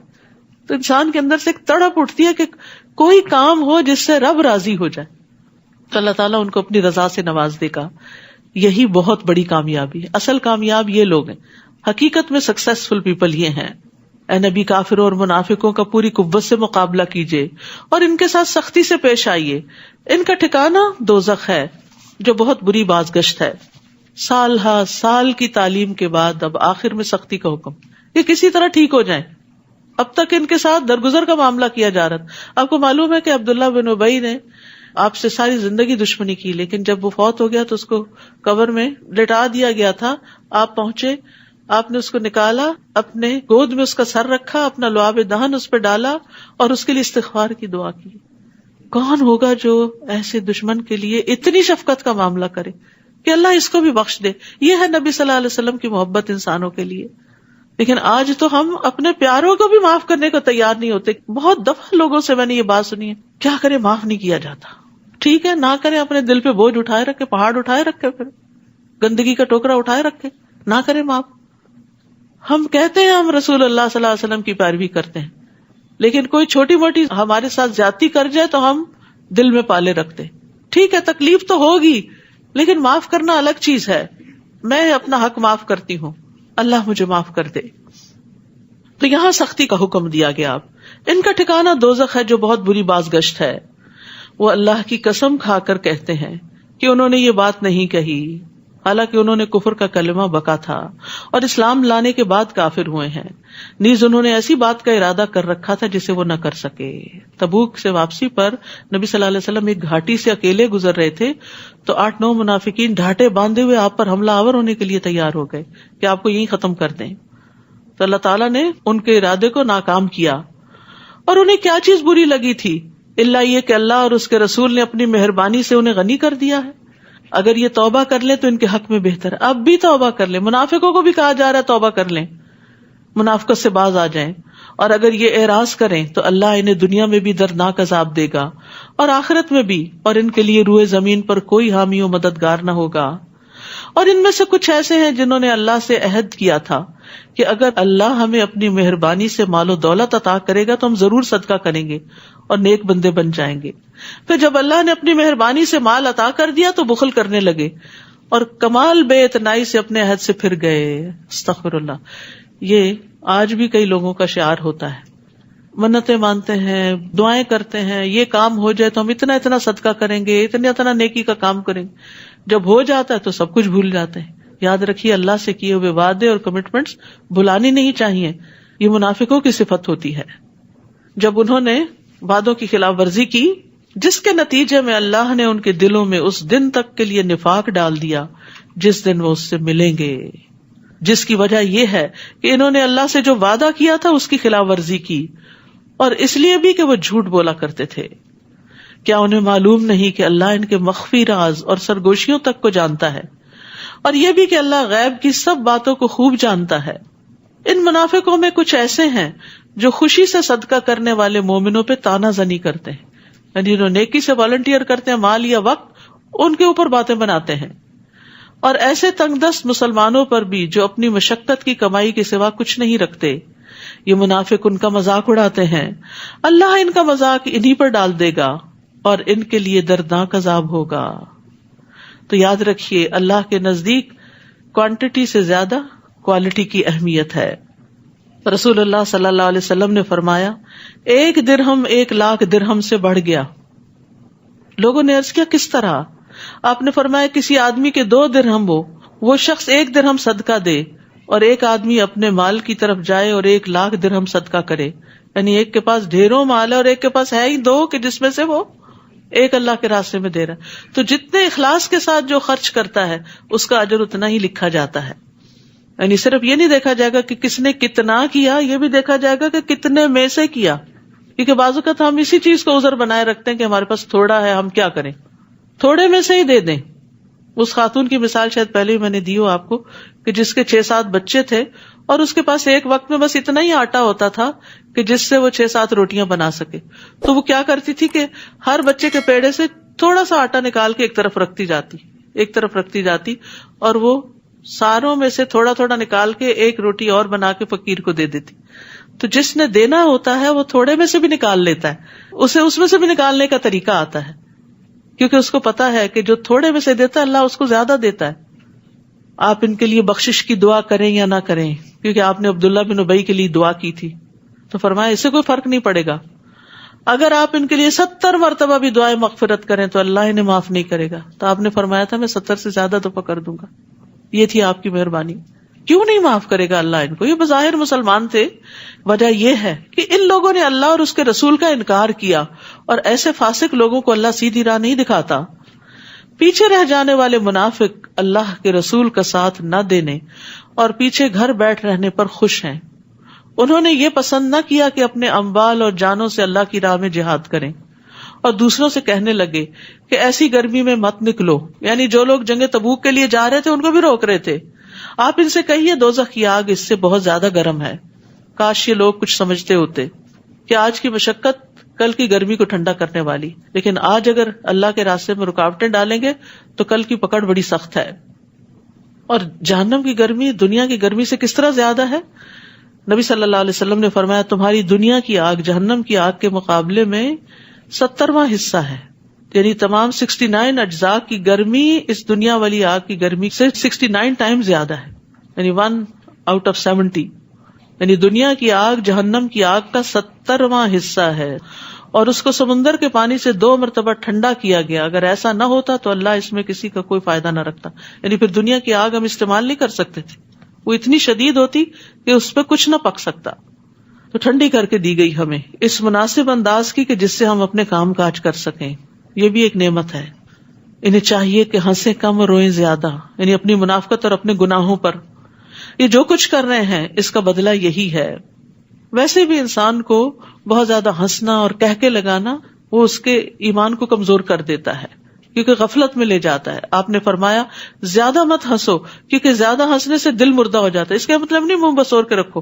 نبی صلی اللہ علیہ وسلم سے زیادہ کوئی مسکرانے والا نہیں تھا. یعنی کہہ کے لگانا اور صرف غفلت میں رہنا یہ پسندیدہ نہیں. پھر اگر اللہ آپ کو ان منافقوں کے کسی گروہ کی طرف واپس لائے، یعنی جنگ تبوک کے بعد، اور وہ آپ سے جہاد پر نکلنے کی اجازت مانگے تو ان سے کہیے تم میرے ساتھ کبھی نہ نکلو گے. بس اب تمہارا پتہ چل گیا ہمیں، اور نہ میرے ہمراہ دشمن سے جنگ کرو گے، کیونکہ تم پہلی دفعہ جو پیچھے بیٹھ رہنے پر خوش تھے تو اب بھی پیچھے رہ جانے والوں کے ساتھ بیٹھے رہو. اور اگر ان منافقوں میں سے کوئی مر جائے تو تم اس کی نماز جنازہ نہ پڑھنا، نہ دعائے خیر کے لیے اس کی قبر پر کھڑے ہونا، کیونکہ انہوں نے اللہ اور اس کے رسول کے ساتھ کفر کیا اور اسی نافرمانی کی حالت میں مر گئے. اور ان کے اموال اور اولاد کی کثرت سے آپ متعجب نہ ہو، حیران نہ ہو.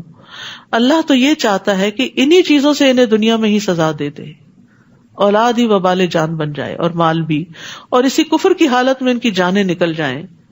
اور جب کوئی صورت اس مضمون کی نازل ہوتی ہے کہ اللہ پر ایمان لاؤ اور اس کے رسول کے ہمراہ جہاد کرو، تو ان منافقوں میں سے کھاتے پیتے لوگ آپ سے اجازت طلب کرنے لگتے ہیں اور کہتے ہیں ہمیں رہنے دیجئے، ہم پیچھے بیٹھ رہنے والوں کے ساتھ رہے. ان لوگوں نے پیچھے رہنے والوں میں شامل ہونا پسند کیا اور ان کے دلوں پہ مہر لگا دی گئی، لہذا وہ کچھ نہیں سمجھتے. ایک طرف جنگ اور امن میں منافقین کا رویہ بتایا گیا ہے کہ اگر جنگ میں جانے کا وقت ہوتا تو بہانے بناتے، پر چلے جاتے تو بزدلی دکھاتے. امن کا زمانہ ہوتا تو بڑھ چڑھ کے باتیں کرتے کہ ہم تمہارے ساتھ ہیں، جیسی چاہیے خدمت لیجیے. لیکن جب وقت آتا تو بہانے بنا دیتے اور پیچھے رہنے والوں کے ساتھ پیچھے رہ کے خوش ہوتے، اور اپنی اس غلطی کو وہ سمجھتے بھی نہیں تھے. طبع علی قلوبہم، اللہ نے ان کے دلوں میں مہر لگا دی، اب وہ سمجھتے بھی نہیں کہ وہ غلط کام کر رہے ہیں. لیکن رسول نے اور ان لوگوں نے جو اس کے ساتھ ایمان لائے تھے اپنے مالوں اور جانوں سے جہاد کیا.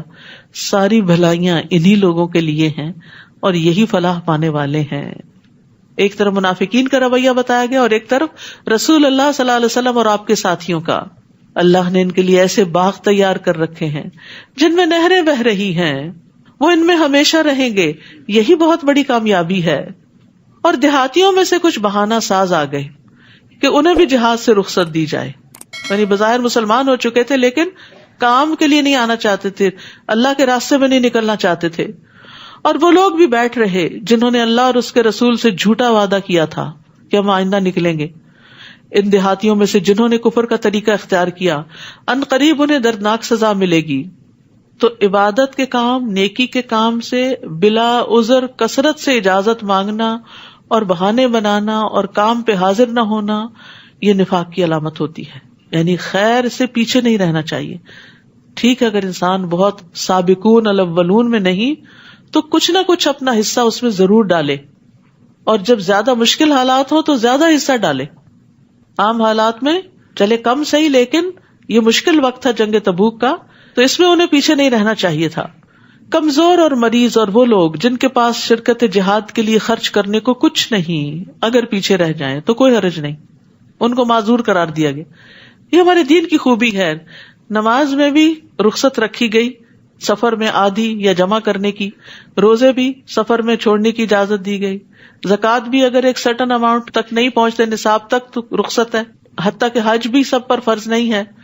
اسی طرح جہاد بھی سب پر فرض نہیں ہے، کیونکہ اگر کسی کے پاس جانے کے لیے وسائل ہی نہیں ہے، ہمت ہی نہیں، طاقت ہی نہیں، بڑھاپا ہے، بیماری ہے، کمزوری ہے، تو ایسے لوگوں کو رخصت ہے، بشرطے کہ ایک شرط، وہ اللہ اور اس کے رسول کے خیر خواہ ہوں، نیت اچھی ہو، دل کی تڑپ موجود ہو، ایسے محسنین پر کوئی الزام نہیں، اور اللہ درگزر کرنے والا اور رحم کرنے والا ہے۔ تو یہاں سے پتہ چلتا ہے کہ اخلاص نیت کا بڑا فائدہ ہے۔ آپ صلی اللہ علیہ وسلم نے فرمایا، کچھ لوگ مدینہ میں ہمارے پیچھے رہ گئے ہیں، لیکن ہم کسی بھی گھاٹی یا وادی میں چلیں وہ ثواب میں ہمارے ساتھ ہیں، ان کو صرف عذر نے روک رکھا ہے۔ تو یاد رکھیے، دل کی تڑپ بڑے کام آتی ہے۔ نیکیوں کے لیے ارادے کرتے رہا کریں، نیت کر لیا کریں۔ نبی صلی اللہ علیہ وسلم نے فرمایا، جو شخص حج کے ارادے سے نکلے اور راستے میں موت آ جائے تو اللہ اس کے لیے قیامت کے دن تک حج کرنے والے کا ثواب لکھ دے گا، اسی طرح عمرے کا، اسی طرح جہاد کا۔ اور نہ ہی ان لوگوں پر کچھ الزام ہے جو آپ کے پاس آئے کہ آپ انہیں سواری دے دیں۔ آپ نے کہا میرے پاس تمہارے لیے سواری کا کوئی بندوبست نہیں، تو وہ واپس چلے گئے، اور اس غم سے ان کی آنکھیں اشک بار تھی، رو رہے تھے کہ ان کے پاس خرچ کرنے کو کچھ نہیں، وہ سواری کا انتظام نہیں کر سکتے، اس لیے وہ پیچھے رہ گئے۔ تو مخلص صحابہ پیچھے رہنے پہ روتے تھے اور منافقین جانے پہ روتے تھے۔ تو ہم اپنا بھی جائزہ لیں کہ کسی نیکی کے کام سے محروم ہونے پر ہمیں کبھی رونا آیا؟ الزام تو ان لوگوں پر ہے جو غنی ہونے کے باوجود آپ سے رخصت مانگتے ہیں، انہوں نے پیچھے رہ جانے والیوں کے ساتھ شامل ہونا پسند کیا اور اللہ نے ان کے دلوں پر مہر لگا دی، لہٰذا اب یہ کچھ نہیں جانتے۔